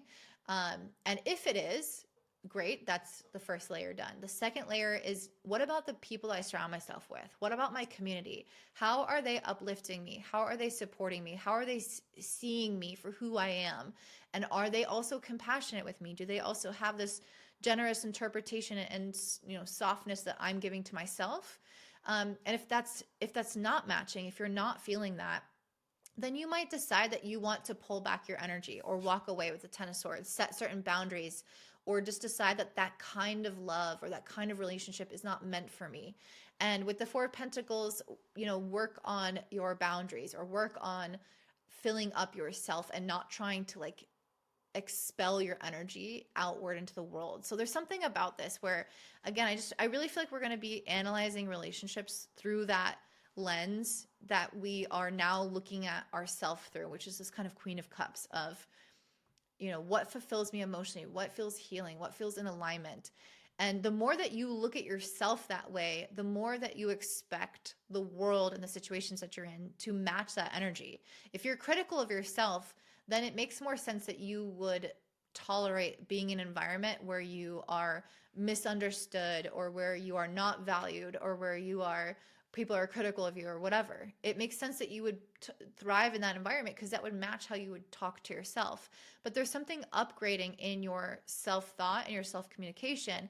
And as a result, the relationships, the community, or even just like what you're seeing online and what you're surrounded by, it's got to match the healing and soft vibration that you are giving to yourself. So, that's the second layer. It's like, it's coming from within, and then the outside world needs to match it. And if it doesn't, it's okay to walk away with this Ten of Swords. I think a lot of people will end up leaving kind of toxic social situations or just toxic patterns with people, or even just thought patterns that you associate with. I just can see you getting out of that, especially when it comes to, again, other people. Yeah, fragile secret love, rejection. Yeah, maybe in some ways you have felt rejected in certain ways in relationships. And this is about getting out of a cycle of maybe attracting people that reject you or that make you feel like you're not worthy or not enough in some kind of capacity. And again, I think that could come from doing that to yourself in small ways first. You know, if people cross your boundaries often, look at your own boundaries with yourself and reflect on if you cross your boundaries. Like if you say you're going to do something and then don't, or whatever, if you don't protect yourself, you might find that you attract the kinds of ways that you treat yourself within your external relationship. So it'll be very obvious, like if something isn't, if your relationship with yourself improves, it'll be very obvious where the dissonance is with others as well. Anything else, Spirit, that Virgos need to know? This message feels really clear. We have she who resists, fearless, justified, and resistant. Yeah, I think part of this is like resisting going with the flow a little bit too much here. It could be easy to just stay in the same kind of cycle of relationships. It can be easy to just stay in like a same kind of pattern with yourself or with others, to like not want to swim upstream, to not want to leave or walk away from something. It could be easier to do that. And I feel like this eclipse is saying in the long run, it's easier to go, right? It's easier to resist the temptation to like allow things to run on autopilot. This is a time to prune our lives And to do that intentionally, even if it's temporarily uncomfortable, it will ultimately lead to things filling its place that are much healthier and much more nourishing and supportive. So it's like, be willing to be uncomfortable at this moment and stand your ground against the current of where your life is going in order to reverse this kind of pattern, in order to get out of these unhealthy dynamics with yourself or with others. And you will be very grateful that you did that. So that's what I'm seeing for you, Virgo. If that resonates, let me know in the comments down below. And if you want to support my channel, I am trying to grow it this year. So I would appreciate any kind of like, subscribe, follow, hyping the video, commenting, anything like that. And I hope you have a great day. Bye. All right, I'm going to say Libra rising and sun. So this Virgo lunar eclipse happening today, March 3rd, is taking place in your 12th house. Very, very, very good time right now to be cleaning shit out. I feel like you guys are going to have some cracks in the foundation of something in your life. Maybe this is something that you have like an ill-constructed belief, right? A belief that doesn't suit you, or a secret that you haven't spoken, or something that you haven't admitted to yourself, or something that you haven't processed from the past. A lot of stuff from the past are coming up with this eclipse being in the 12th, which is related to the past, as well as Mercury being retrograde in Pisces, which is very past oriented. So there's something about this that might be like a long-standing issue that you've been having. Again, maybe like a belief that you've had or some kind of pattern that you've had. I think it's going to vary differently from person to person, but there's some long-standing foundational issue. And foundational, I mean like if you have like a ill-constructed belief as a foundation, the things that grow from that are out of alignment from you, or they are unhealthy or toxic or whatever. So it's like, if you think, I don't know, relationships, I have to overextend myself for people to love me. And that's the ill-constructed belief. Then you might attract more relationships of people that are users, that confirm that don't have this kind of, you know, revitalizing energy. This is just an example. So there's something about this, like where you're going to have some kind of belief or pattern, something long-standing that is, again, not working. And you're going to see this cracks in the foundation of this eclipse. And I really think it's going to expose the layers underneath, the subconscious behaviors that you've been acting out, the thought patterns that you've been playing into, the relationship dynamics that you've been attracting to affirm this thing that you think is true. And with the sun and the tower, I feel like that is all going to start crumbling now at this eclipse. And you're going to start to see the light come through those cracks in the foundation. You're going to start to see a better way, a different way of conceptualizing something. Maybe something explodes and leaves your life with the Tower card and with this eclipse being the 12th. Maybe there is I was going to say violent ending, or just some kind of ending in general. But the ending could be something that releases you, that purifies you, that cleanses you, that allows you to be free of something and to embark on a new journey, a new path, something that brings you more lightness. Maybe it's just something, again, more metaphorical, like I said, with beliefs, where there's something crashing down around a current belief and you're starting to see the clarity of what things could be like and the positivity, and not buying into this kind of false truth that you were maybe propping up in your life in some way. So yeah, there's something really big here being revealed. And I think that there could be she who forgives, or more skilled forgiveness. There could be something involving other people potentially where you may have to forgive them. Maybe something from the past is brought forth again that you are resolving openly. Like again, maybe some kind of foundational issue in a relationship, or some kind of secret is being revealed and it's rocking you, but it's bringing out this truth on both ends and it's allowing you to forgive and move on. Even if you don't, stay with that person or whatever, you could still forgive and move on for your own sake. So there's something here about that, but this could also be speaking to forgiving yourself for for pushing some kind of narrative, for having some kind of pattern that you've been in, or some kind of, again, misconstrued idea of things. Like you maybe have been buying into some kind of idea that is maybe this is related to Jupiter in the 10th, around how you live life and what society thinks is normal, what society thinks should be done. And maybe you've bought into something like that, you know, of like, oh, I've got to have 2.5 kids and I've got to live in this kind of house and I've got to be doing this and this and this. And it's like, maybe there's something about that that you've kind of set yourself up for in your life to fall in line. And maybe there's something about this eclipse that's knocking that down and showing you where you differ from society, where you like would benefit from something that isn't what people expect of you or what you expected of yourself because of outside influences. There's something around this where it's like you may have been living according to one way, and again, some kind of misconstructed foundation that was maybe influenced by the outside world or society's expectations. And I really feel like you're exposing that, you're breaking it all down, you're bringing in more light, and you might have to forgive the past self that you had, like where you were buying into this and wasting time, maybe trying to fit like a round, a square peg in a round hole, as they say, and like trying to fit something that doesn't quite work for you. Yeah, so it's like maybe forgiveness of yourself, maybe forgiveness of another person if this involves another person. It's being able to just release something in a major way. Maybe it's that you couldn't move forward with something in your life because of built up resentment or built up fears or something like that. And it's like letting all of that go. This feels like a big emotional purge for you guys, this kind of big release. And once you do that, we have the Chariot. You're going to move forward very quickly. I think that this is kind of this like major growth spurt right now where something has to fall away. It's almost like this is like a chariot, right? With these two horses, and this guy's balancing on the roof, like he's about to jump off somewhere. So there's something here very mobile, very like he's prepared to launch into the air, right? And maybe take some kind of risk. Maybe there's some kind of major leap that you're going to take, a leap of faith.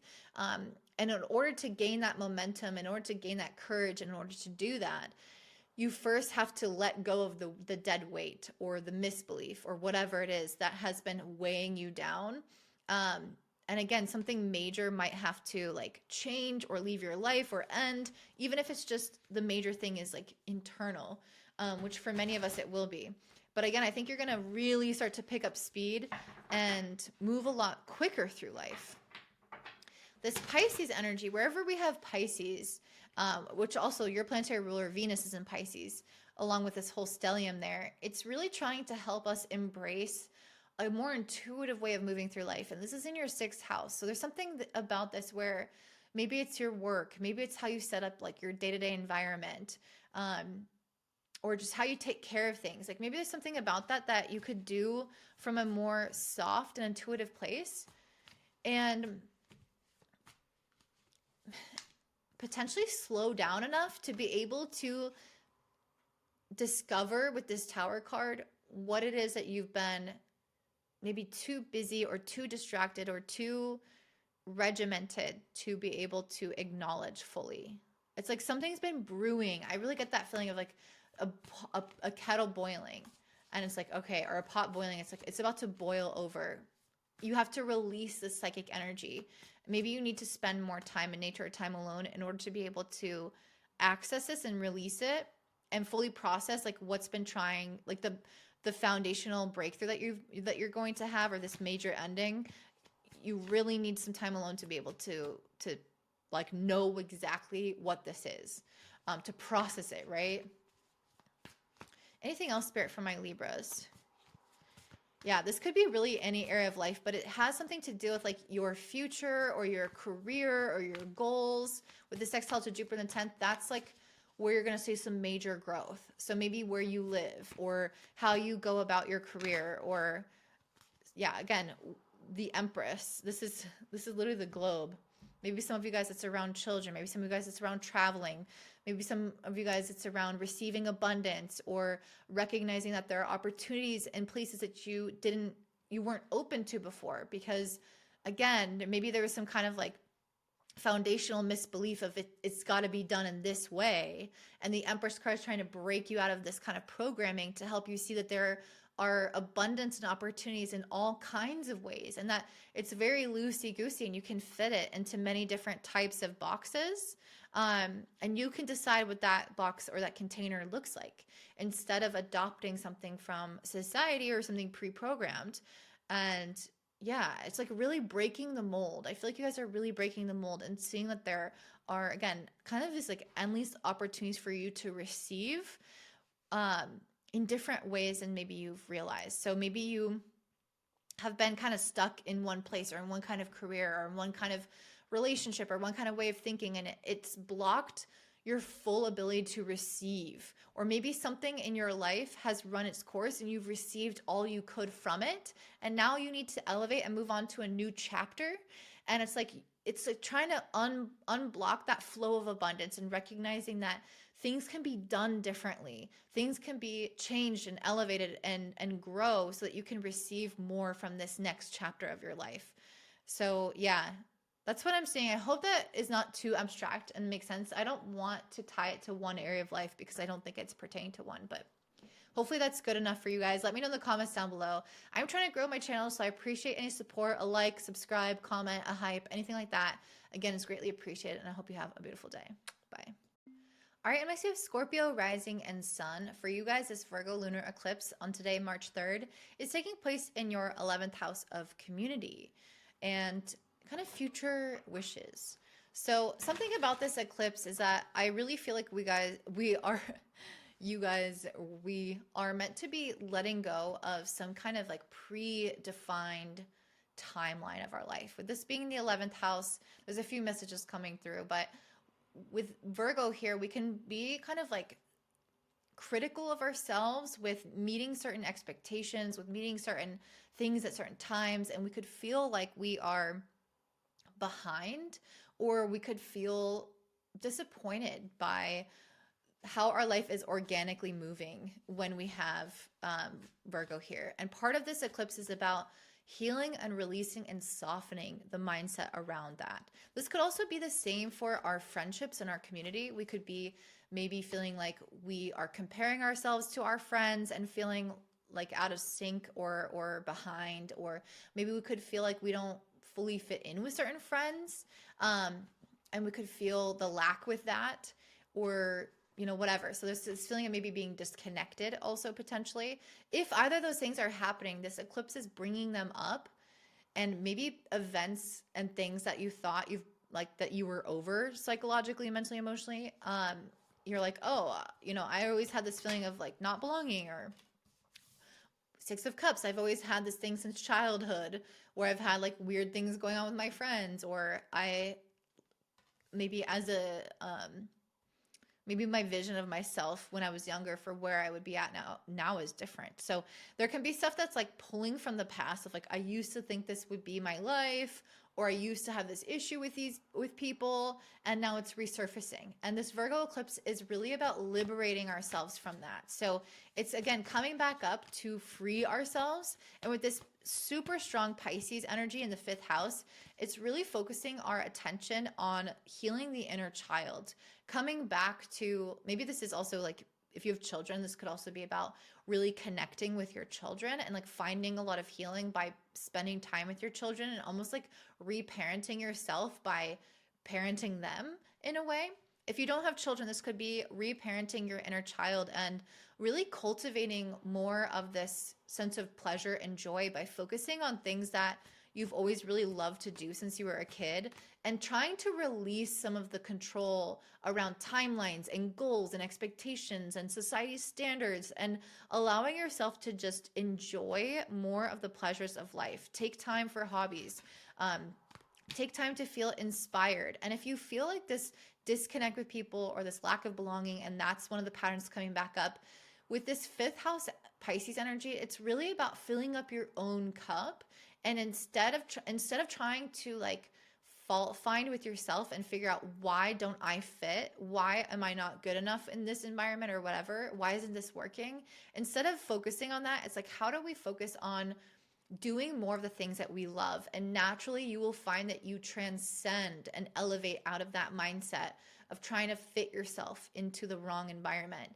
And you will honestly probably attract people into your life by doing more of the things that you love. So let's say you love photography. Maybe you go out and you start joining a photography group or start taking photos somewhere, and then you run into somebody else and you're like, this is how it could feel. The more that I fill up my cup, the more that I embrace my authentic nature and what I really want right now and where I am at in my life right now, the more that I accept who I am and where I'm at, the better it will feel. So it's like not trying to, again, force some kind of timeline or force some kind of connection or force some kind of friendships. Instead, focusing on yourself, what brings you joy, and those things will naturally come at their own accord, or their own timeline. We have the Tower card. So what's the Tower spirit? That's too many. One clarifier for the Tower spirit. Why am I getting so many? Okay, we have the Death, Rebirth, we have the World, and we have the High Priestess. Yeah, I feel like there's some major shift in your way of seeing something. This is kind of similar to Libra in a way. With the Death and Rebirth and then the World card and High Priestess, I really feel like you guys are meant to be reconceptualizing what it means to be successful and doing it from the High Priestess place, doing it from a more psychic, intuitive, emotion-based place rather than like logic, like, okay, you know, this is what society says, this is the pattern of like what you should do by what time, and this is how much money I want to make, and this is and that's what success is. It's like, what if you were tapped into your soul? Would your soul say that that's what success is? Would your soul say 100K a year and 2.5 kids and this and that? Or would your soul say happiness is being present? Happiness is like enjoying the nature or the people around me. Happiness is my pets or whatever. Like, that's more of a soul answer. And that's kind of what I feel like is meant to be happening right now, is this complete restructuring of expectations around, again, what is success? What is well-being? Instead of hitting these mile markers in life, what is it that I can enjoy about my life that's going well right now and be satisfied with life right now? So yeah, there's something about like the idea of completion, of success, of accomplishment, of the world's expectations that is going to completely shift on its axis for you in a very profound way. And I think that these things are really deeply rooted in childhood, maybe family expectations, maybe things that you've been taught growing up unconsciously, maybe things that you've seen since childhood in the world around you, from society, from people, or whatever. Maybe there's something about that, and the idea of success is going to start to change. And this could also be in terms of relationships as well. Like, maybe you thought, if I'm popular, if I have this many friends, this many followers, this many this, then I'm successful. And it's like, well, what if it's more about the profoundness of those relationships? What if it's more about the intimacy of connection and really seeing someone for who they are? And maybe that's a rarer thing.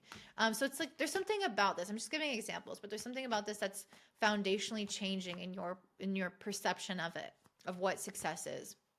So anything else, Spirit, for my Scorpios? Page of Swords. Yeah. And then from that place where you're like, okay, that way of looking at things isn't working. Now, what is a different way of thinking about it? Page of Swords is curiosity.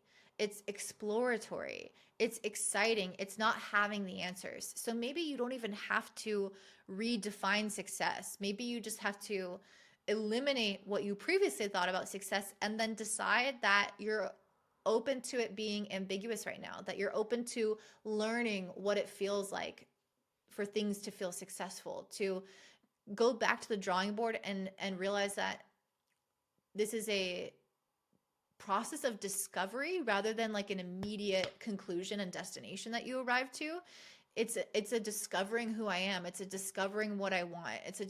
It's playing by the seat of my pants and allowing things to unfold as I go and continue to refine and define success as I go along, rather than it being something that I have to figure out and be clear about right now. So I think that's really important, because it's like, maybe we don't have to know everything about ourselves.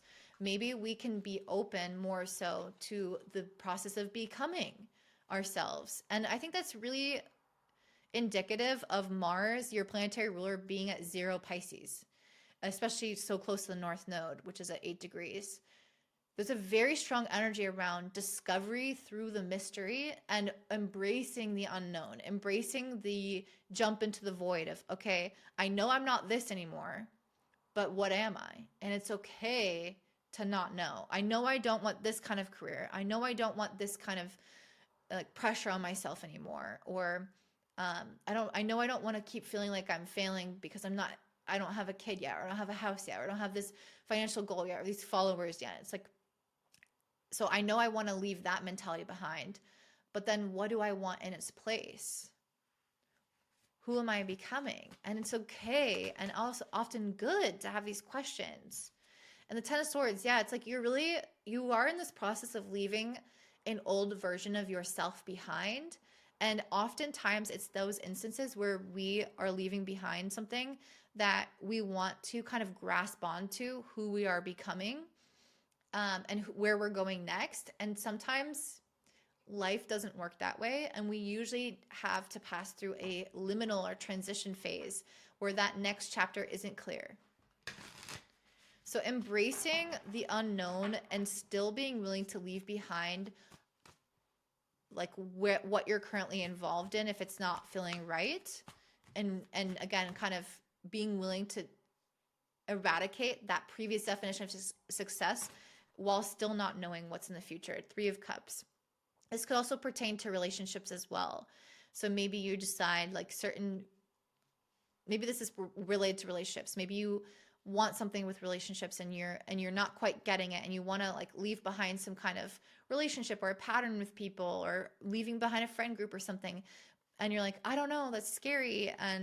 But it's like, just be willing to leave that thing behind and go through a transition of trying to define who you want to look for next, and not really knowing, and being okay with that process of discovery, and maybe having time alone and figuring that out. That's a lot of what this eclipse is about. It's a lot of tolerance for ambiguity and tolerance for mystery and uncertainty, and trusting yourself, trusting the universe, and having faith that if you follow your intuition, that it's going to lead you to your highest possible outcome on the other side, which is absolutely what I see with this Three of Cups. You will find your soul connections. You will find these desires and these accomplishments that you're looking for, if you allow yourself to let go of knowing the outcome, I guess. So that's where what I'm seeing for you guys. If that resonates, let me know in the comments down below. I'm trying to grow my channel, so I'd really love to have any kind of support from you guys. That could be, again, commenting about your experience, which is always helpful for everybody. Maybe it's subscribing, liking the video, hyping, something like that. I really appreciate it, and I hope you have a beautiful day. Bye. All right, next we have Sagittarius rising and sun. For you guys, this Virgo lunar eclipse today, March 3rd, is taking place in your 10th house of career and future visions for your life. So a lot of what I'm seeing with this Virgo eclipse is releasing a certain degree of criticality or rigidness in thought, or holding on to something in our life that doesn't feel good, but we're trying to make it work for practical reasons.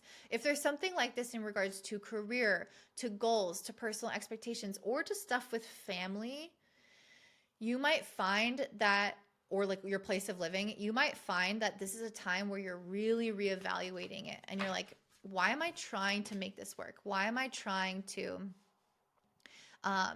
like hold on to this old paradigm? So maybe it's like, again, an outdated career. Maybe it's an old kind of pattern or issue with your family, and you're almost like playing it on repeat and kind of using the logical mind to rationalize why you should do something like that, if that makes sense.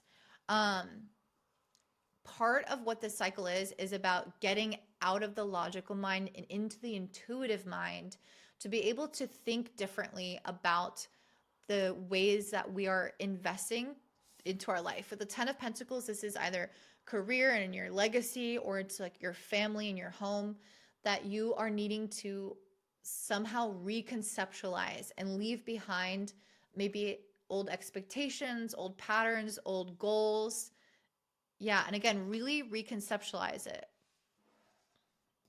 I pulled the Judgment card in reverse, and this could speak to focusing a lot on like other people and what they're doing wrong. So this is sometimes a Sag thing. Like Sag can get quite self-righteous, and at times, like with this Virgo energy being fault finding, the combination of those could be like looking at other people and feeling like they are morally wrong for doing this and I am morally right for doing this. So the Judgment card in reverse, I think part of what you're meant to leave behind right now, if you are like finding blame on in others, especially within family or like your career environment, I really feel like this is a time to get out of that kind of mode of thinking. If that is a particular pattern for you, I almost feel like it could pull you away from things that need healing within yourself with this Pisces fourth house.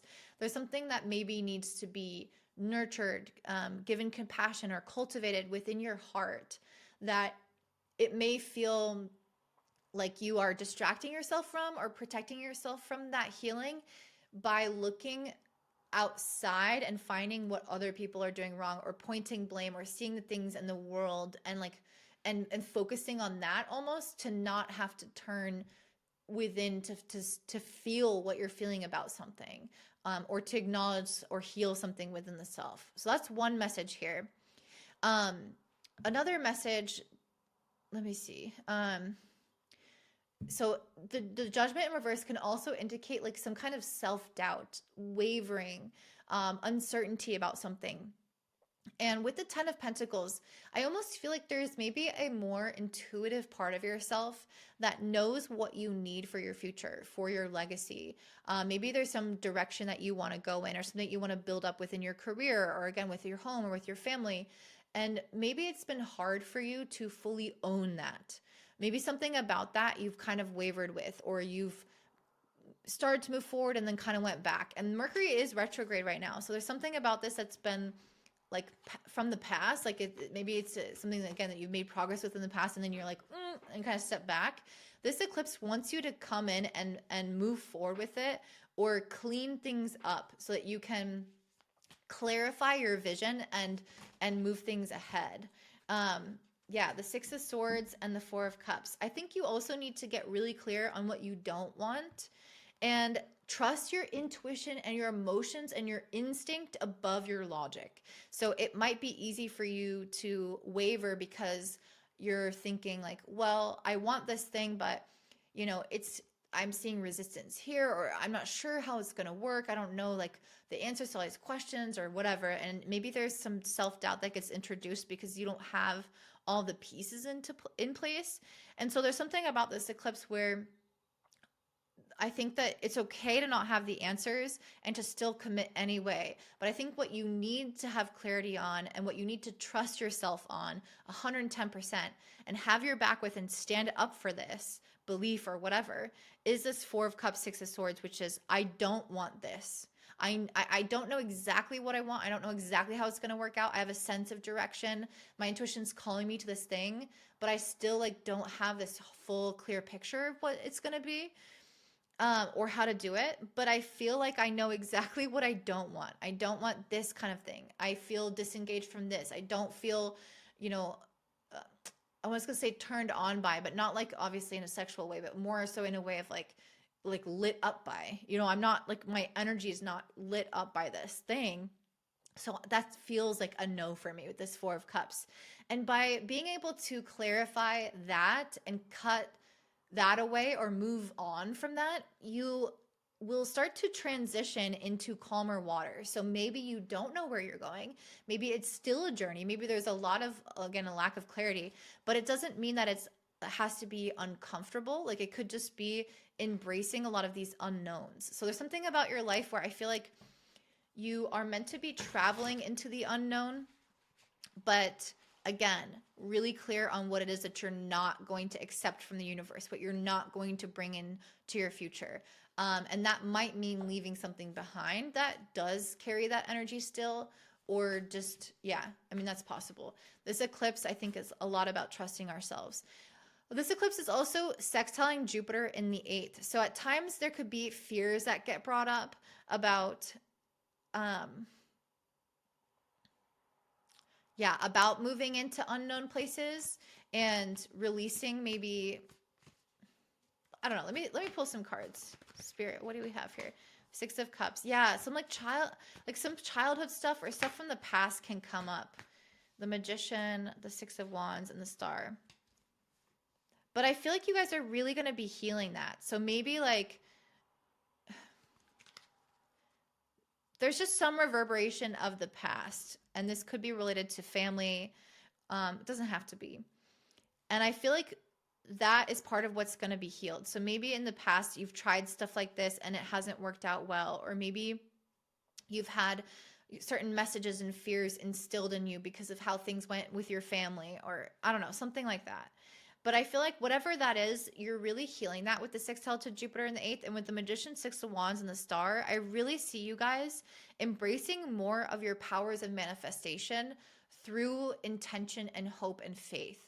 So instead of feeling like you have to have all of the answers and everything planned out, instead you can just trust your own capacity for manifestation and being able to adapt to the challenges that you meet, and hold on to your faith. Even though you don't maybe see the full plan, you know that it's going to work out. You know that you're going to make it to the other side, and you're going to be able to like, again, trust your own skills, trust your own powers of performance, or like being able to achieve something or excel at something.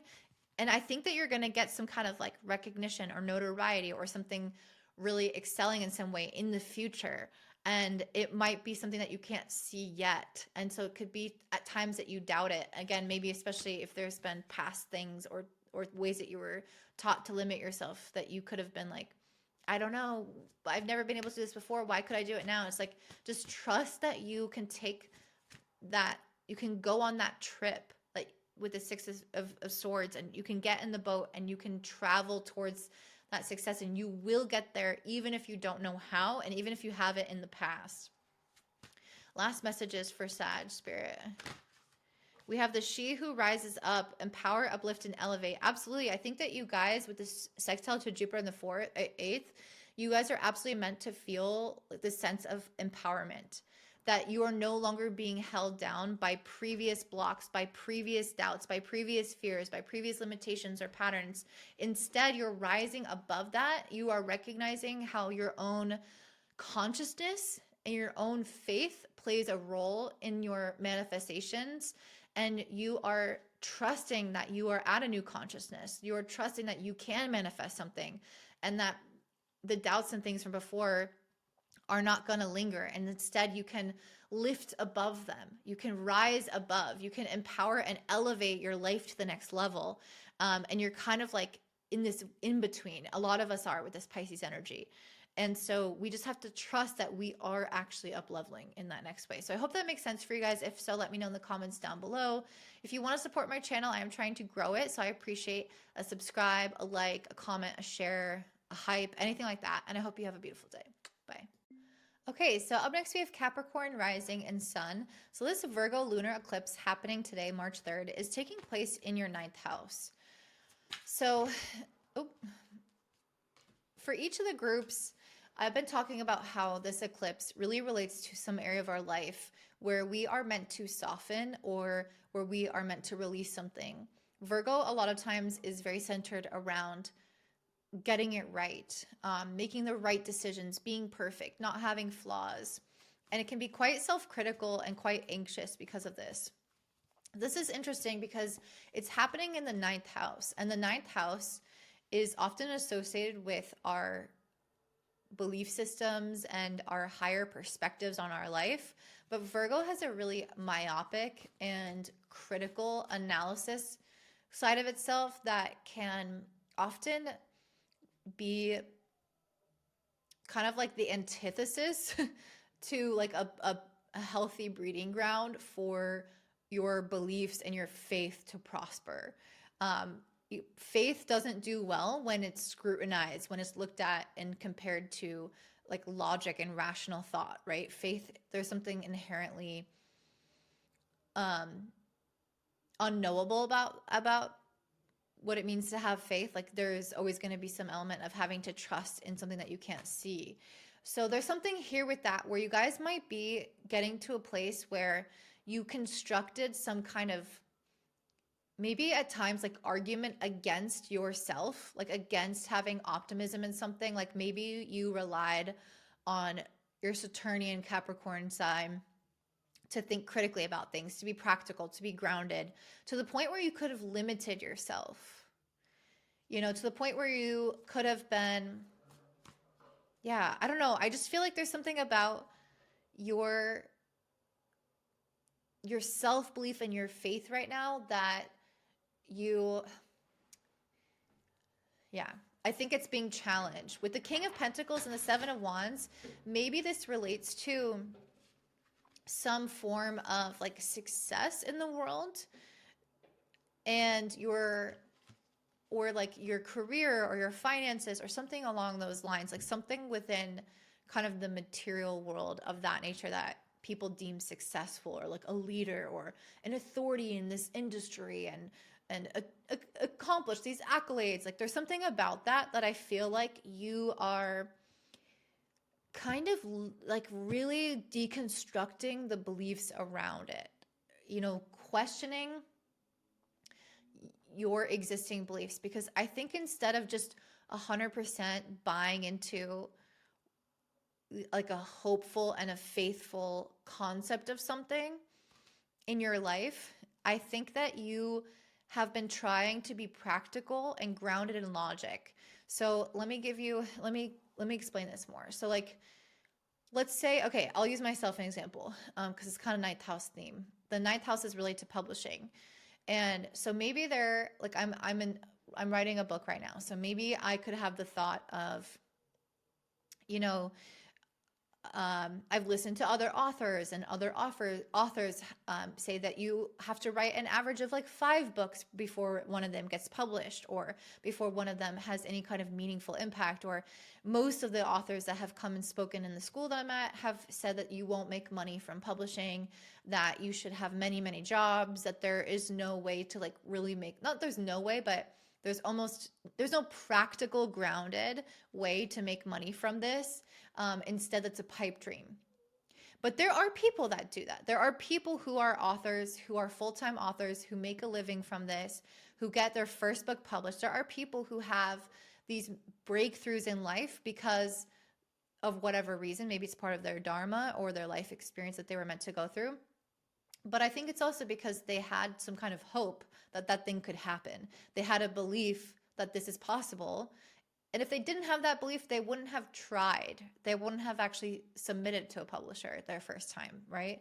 If they just assumed like the practical, more grounded perspective or belief that you have to go through all these phases and it's likely to have these difficulties and whatnot.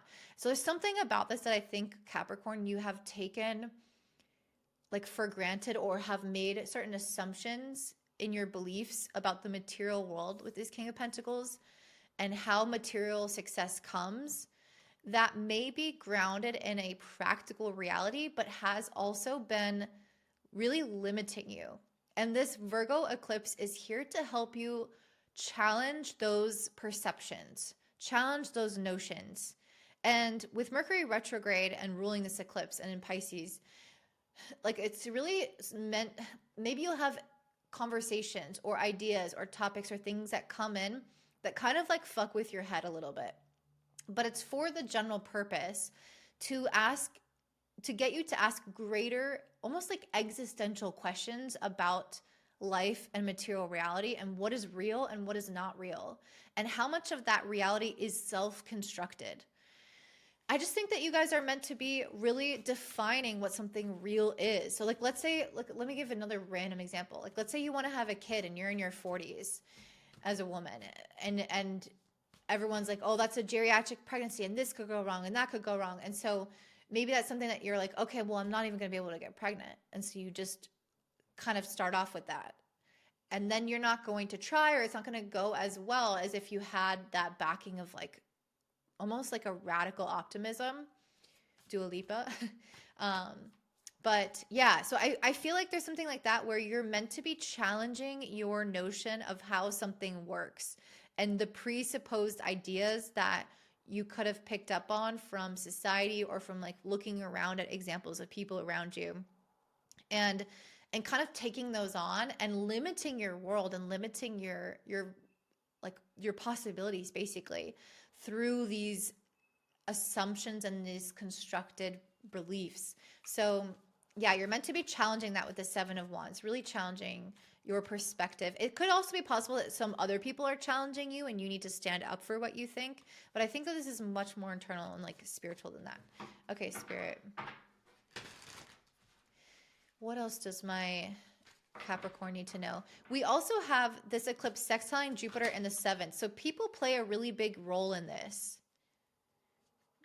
Maybe there's something specifically related to other people, like maybe looking for examples of people doing things the way that you want them, or like finding examples of people who are like you, who have accomplished things that you want but have had maybe similar timelines or similar like backgrounds or similar limitations in life, like whatever that is. I feel like you're meant to be using people right now as something constructive, as a positive example to have radical optimism, and instead of using people as an example of what the limits are, right? Like look for the outliers, look for the ones who can prove this new framework as a potential like real framework. Because I think if as a Capricorn, if you are practical, if you are grounded in reality, you might just need to replace those examples. You can't just say, oh, I don't care about reality, right? You need to find some kind of concrete example. So we have the Five of Cups here. Interesting. Yeah, the Five of Cups is like really focused on things that have really disappointed you, losses, things that you've grieved, things that have gone wrong. I feel like you're almost giving too much stock to like what could go wrong in life, or like what has gone wrong, and like again limiting yourself by those experiences, your past experiences or maybe others. What else, Spirit, about this Five of Cups do they need to know? The Four of Swords. Yeah, I think that you guys need to go into a cocoon phase. You can see this person is like in this nest. You need to go into cocoon phase, and I feel like shelter your energy and your perception from the outside world. I think that there's too much going on right now, and most people are awakening to it, where there's too much noise, especially online, too much information, too much chaos, too many negative things. And I think that you guys kind of need to go into a little bubble and get like a little delusional within that bubble. And in this place, you need to restore your like soul, restore your faith, restore your hope. And you first have to replenish yourself energetically in order to do that. And the only way to replenish yourself is to cut off from the external sources that try to pour negative energy out there or try to influence us or whatever, even if it's not inherently negative. So you guys are meant to be restoring your energy and then coming back to kind of like a equilibrium within yourself. And then from that place, you can then rebuild in terms of having a more optimistic framework. If you've had a lot of disappointments, if you've been depressed, if you've had losses, if you've had grief, a lot of what this is saying is that part of this eclipse is trying to help you heal that. It's trying to help you turn over a new leaf emotionally, physically, energetically. And you kind of have to like center yourself in your own energy and cut off from the world a little bit in order to build yourself back up after those losses or disappointments. And once you get into that energy, then you can like once you get full of your own energy, then you can start to again create this more hopeful framework that can help you reach for more, especially when you get examples of people who are doing what you want to do. So any last messages, Spirit? Yeah, light. She who brings light, light, serenity, beacon. That's what I think. I think you guys need to find like resources. So in therapy, people say like, oh, am I resourced? So resource is simple. It's things like getting out in nature, eating well, sleeping well, like kind of having really basic stuff to take care of the physical body. But then there's also emotional resourcing, like having friends, having someone to unload your stuff on, maybe a therapist, or it's like having tools that help bring your mind and soul back into like a regulated place.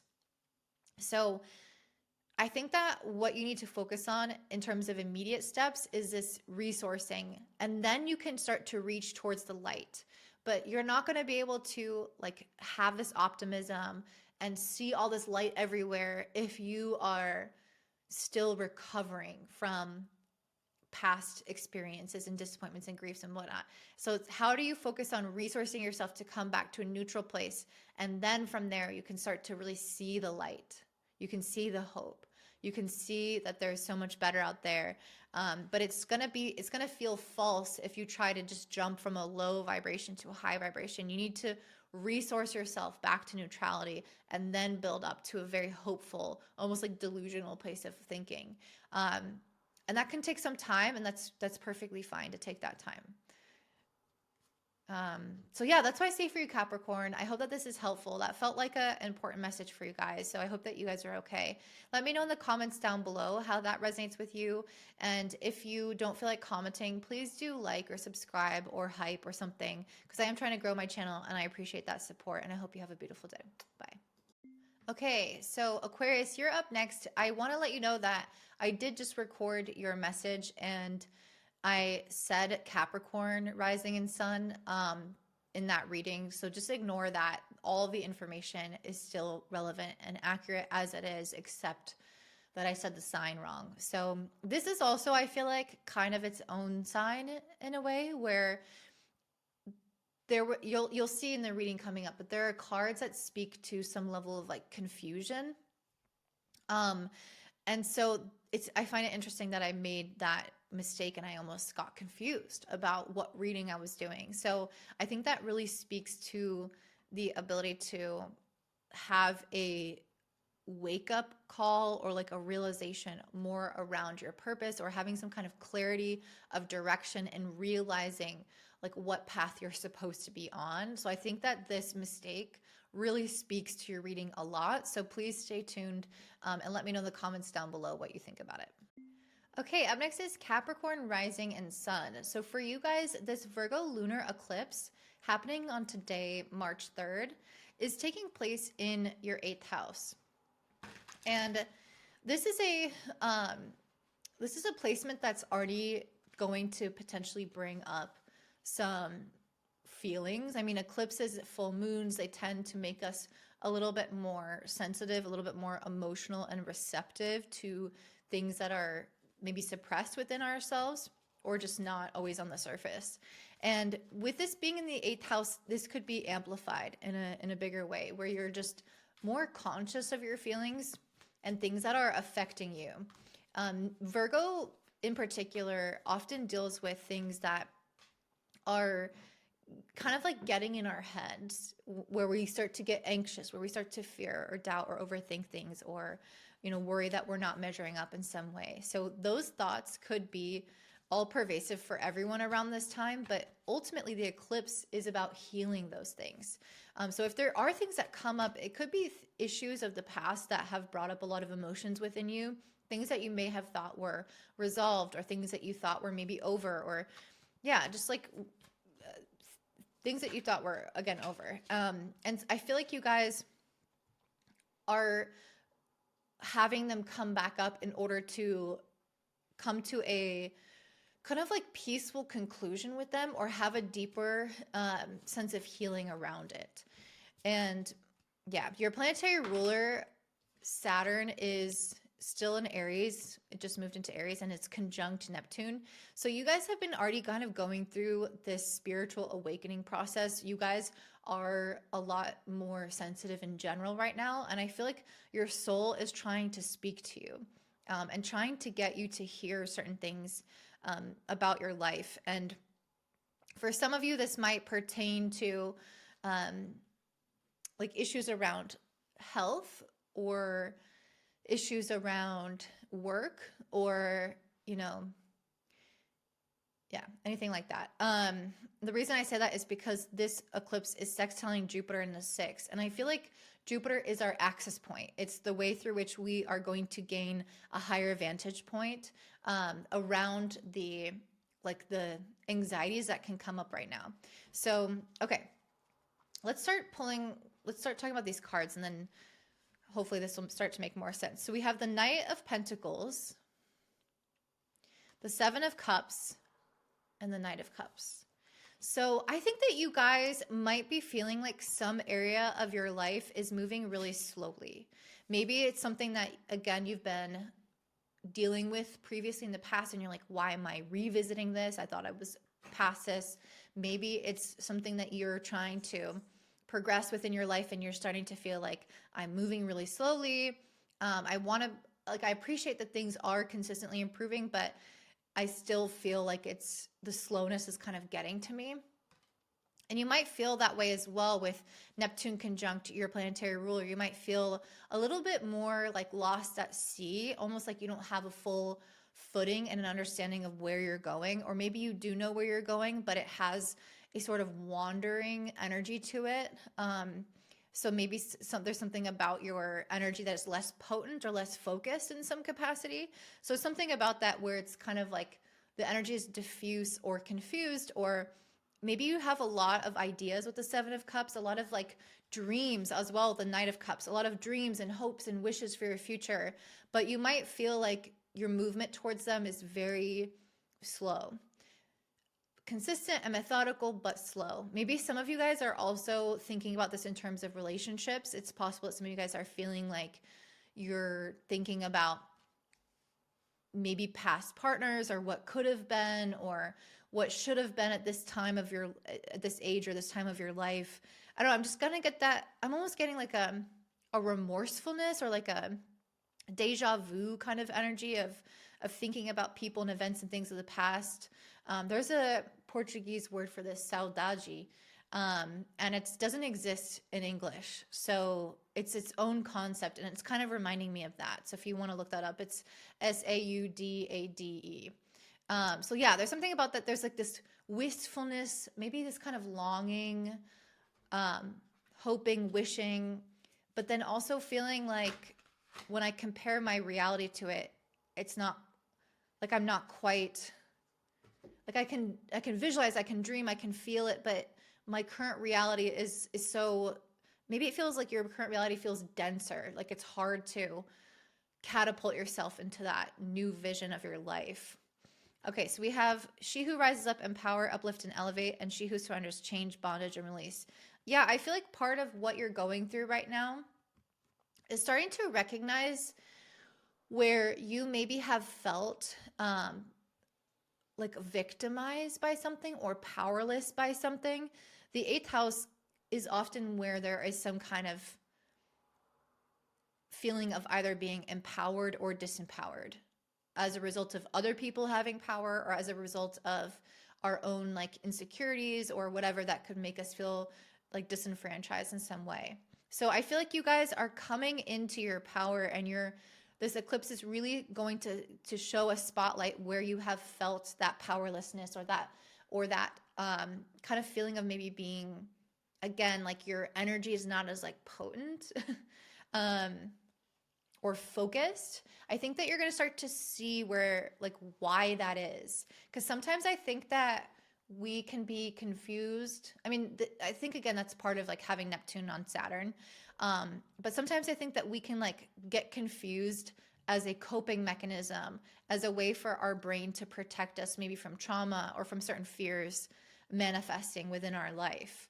And so it's almost like this, kind of like a trauma response of this wistfulness, of this dreaming of a better future, but maybe certain things, like the steps that you've taken to get there, have been very maybe risk averse. It's going to depend from person to person, but there's something about this where I feel like there's a little bit more maybe agency, and you're going to recognize like where the dreaminess of this time, I don't know. I'm like kind of like arguing with myself in my head. So let me pull some more cards. Spirit, can you clarify this message for them? Because I've been saying to a lot of people, I've been saying to a lot of people with so much Pisces energy and with Neptune on your Saturn, it really is giving the energy of being in this dreamlike state. And I do think that that's something that you have been in for a little while, because Saturn and Neptune have been together for quite a bit. But soon Saturn is starting to move away from Neptune. And I think that's when you're going to need to like really start to take control over the situation and make some moves in your life. Because again, I feel like maybe there's been a lot of this feeling of like waiting or delay or things moving very slowly towards a goal. And it could feel like always a little out of reach. And I think that you guys are needing to see that some of this is divine timing, but also some of it is personal choices in the matter where you might be able to act on certain things that you haven't fully invested into all of the way. Instead, you've been maybe dreaming about doing it one day. I feel like there's going to come a point, not at this eclipse, but in the next few months, I feel like there's going to come a point where it's like do or die. You know, you can keep dreaming, you can keep putting off, or you can keep planning or fantasizing, but there's going to be a point in time in your life where you are going to have to take some kind of leap of faith or really commit to something instead of taking kind of like slow, small, tiny, cautious steps. It's like with Saturn and Aries, it's really taking some kind of bold risk and taking some kind of chance in your life, and ending with the Page of Cups and Ten of Swords, ending this kind of dreaminess. You see how this person's like dreaming of where they're going to go and what they're going to be doing, like dreaming of the day that pigs are going to fly. And it's like this very fantastical, whimsical, and imaginative place. And it can feel really nourishing and rewarding to be in that place. But then when you come back to the real world, you see just how different those realities are, or the imagination from reality. And it can be almost like dystopian. And so I feel like there's something about this where you guys are kind of realizing that you need to get out of your own way. And again, yeah, let me see. And again, like fully commit and go all in and take some kind of risk on something in order for you. And that's not at this eclipse. I need to really reiterate that this is not the time for that, but that is on the horizon. And I think that there's like this eclipse is all about taking ownership over your own thoughts, over your own emotions, over your own schedule. And that could be related to that sextile to Jupiter in the 6th, where it's something around like how you're managing your time and your schedule, that you could actually be refining and improving in your life. Or maybe it's the way that you handle your health. There's some way that you maybe need to take a little bit more responsibility and get more of that sense of empowerment of like, I can change this, I can do this, I can see results faster. Saturn and Aries, it wants to move faster than you have before. And I think that you guys have been a little overly cautious. Why is that, Spirit? What are they afraid of? The Judgment in reverse. I think there's some self-doubt here. I feel like you guys have been in this imaginative phase because part of you is wondering if you can even do this. Am I capable of this? And that's a very Virgo feeling of like, am I good enough for this? Like, do I know what I'm doing? Am I going to make a mistake? And there can be a lot of fears that come up with this. We have the Hermit and the High Priestess. Yeah, I really think that you guys, and the Six of Swords, I really think that you guys are meant to go on a deep inward journey right now. There's a lot of healing that needs to happen, but I think that really the inner journey is about getting to know yourself. So if you've been like in this really dreamy phase of what your life could be like, I almost feel like using that energy to do a deep inward exploration instead of a future projection. Not that we can't do that, because I do think this eclipse is beneficial for that with all this Pisces season stuff. But as the time goes on, I almost feel like taking that eye that you have, that vision, and turning it inward and doing that kind of soul searching or that vision quest or whatever, like doing that as an internal excavation to really get to know yourself. So maybe that looks like, instead of daydreaming about who you can be, discovering more of who you really are deep inside and why you haven't maybe like the layers of the self that have potentially inhibited that embracing of your full self, or going all in on something that you're really interested in, or that sense of like commitment. Yeah, I think this is like a deep soul searching time. This could be therapy. This could be meditation. This could be journaling. I could see you guys having really incredible insights if you put that same energy that you normally spend wishful thinking. If you spend that same energy into exploring the inner self, I think you will get so much out of it, because we got the Six of Swords after, and this is a card of movement, of a smooth transition, of things going faster now, and you being able to go into a new like phase of your life. And so I think that's absolutely available for you guys, but I think there are certain fears that have been keeping you quite cautious and holding you back a little bit.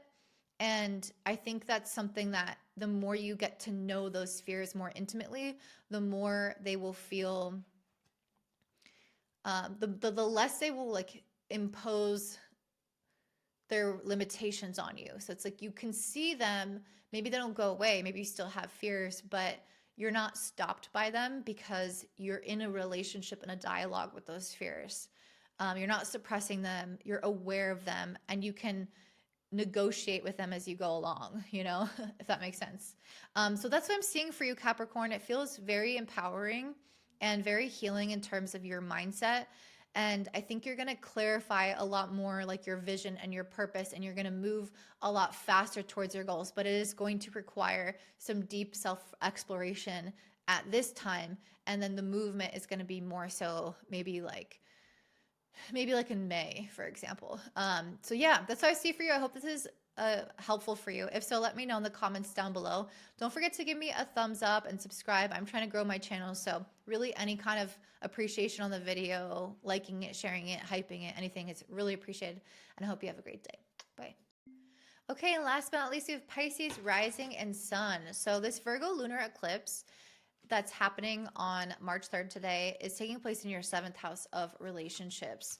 And this is a really big time for you guys. There's just so much energy in Pisces in your sign. There's Mars, there's a North Node, there's a Sun, there's Mercury, there's Venus.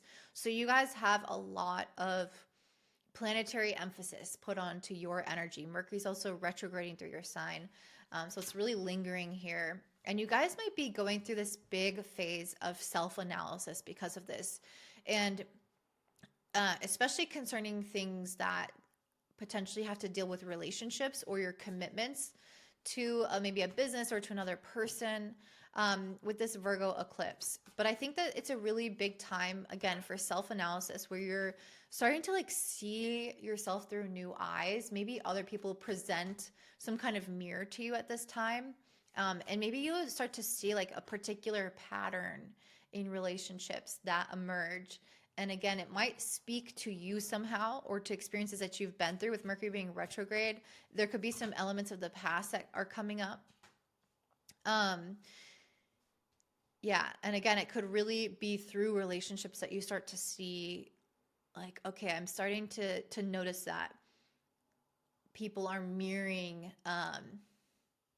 this thing that I thought was done. You know, like maybe some old cycle in relationships. It's interesting because the cards that I'm pulling are not relevant to that at all. So let me see. Spirit, is there anything in relationships that are happening here? Judgment, Ace of Swords, Three of Swords in reverse, and Eight of Cups. Okay, yeah. It just seems like you guys have a lot of messages. So let's jump right into it. So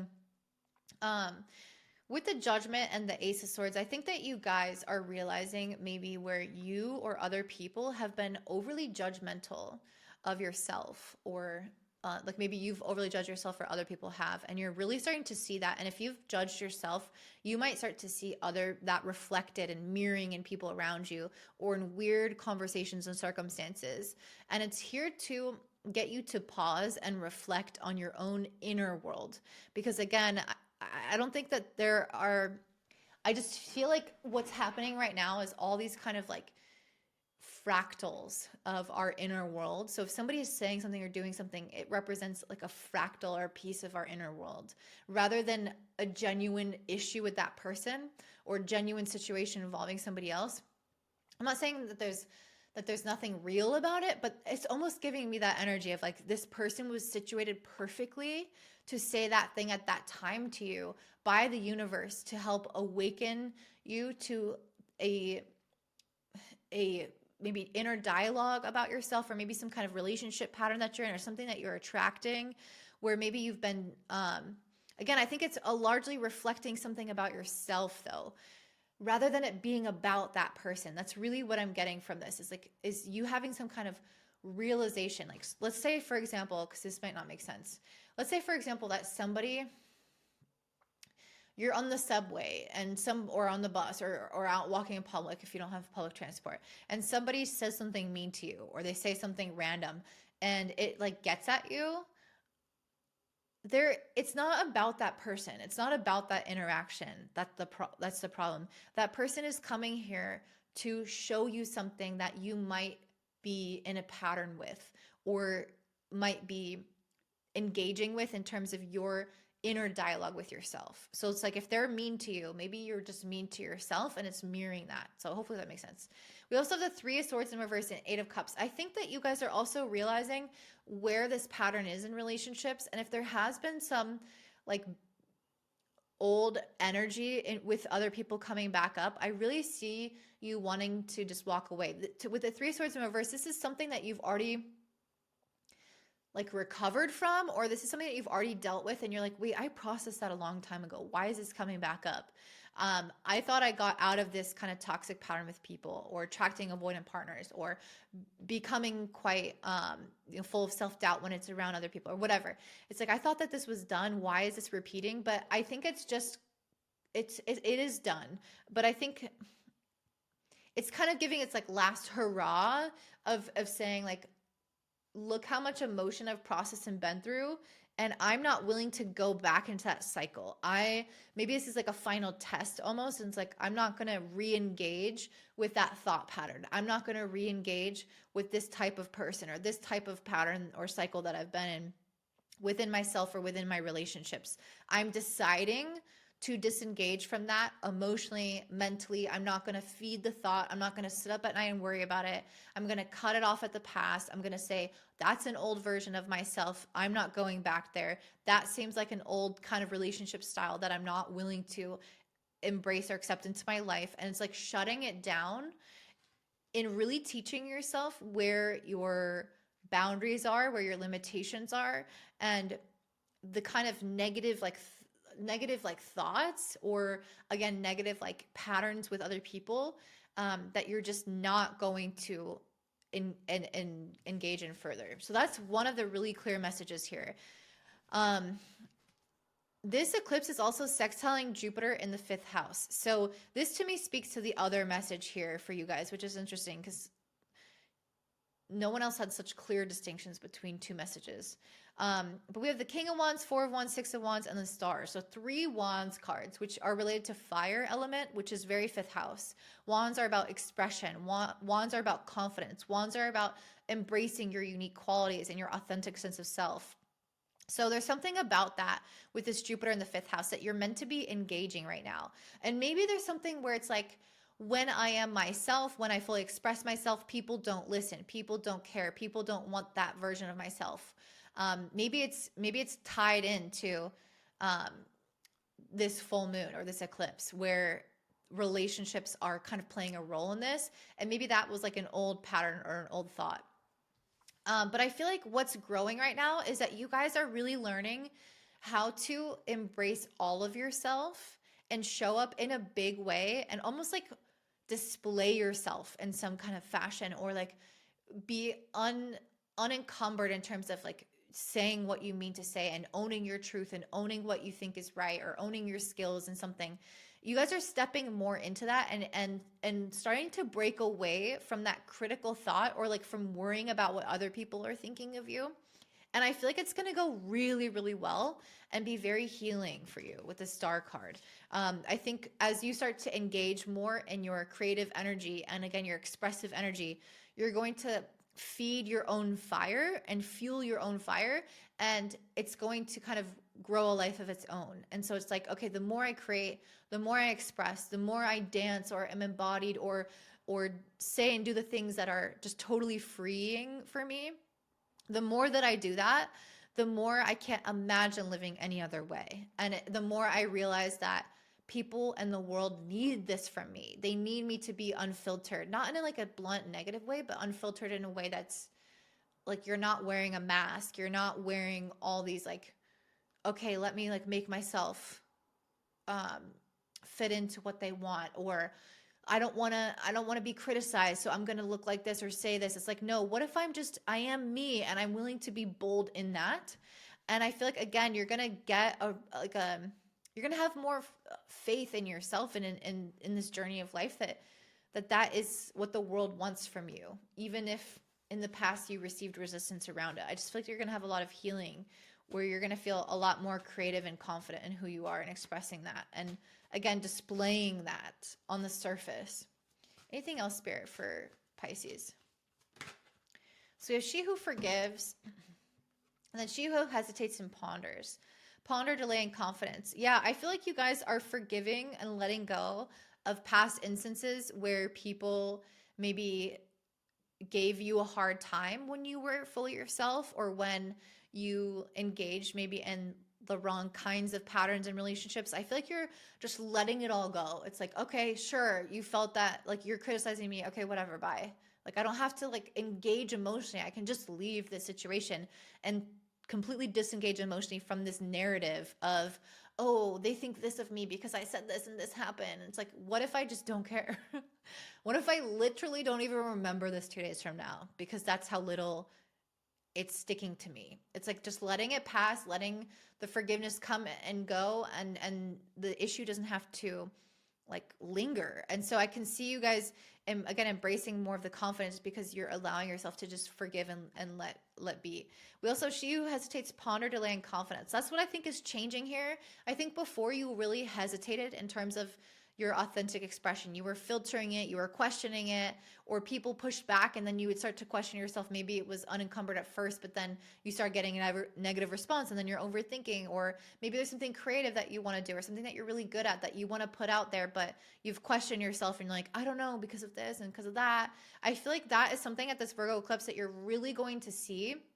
And you're like, I don't want to do that anymore. I want to build my confidence. I want to be, again, undiluted, unbridled, unencumbered, fully out there for the world to see, fully expressed, fully in my essence, fully in my flow, embracing my natural talents, and just saying, yeah, I'm good at this. Like, yeah, I want to speak like this. Yeah, I'm owning that truth, even if you don't agree, even if it makes other people think differently of you.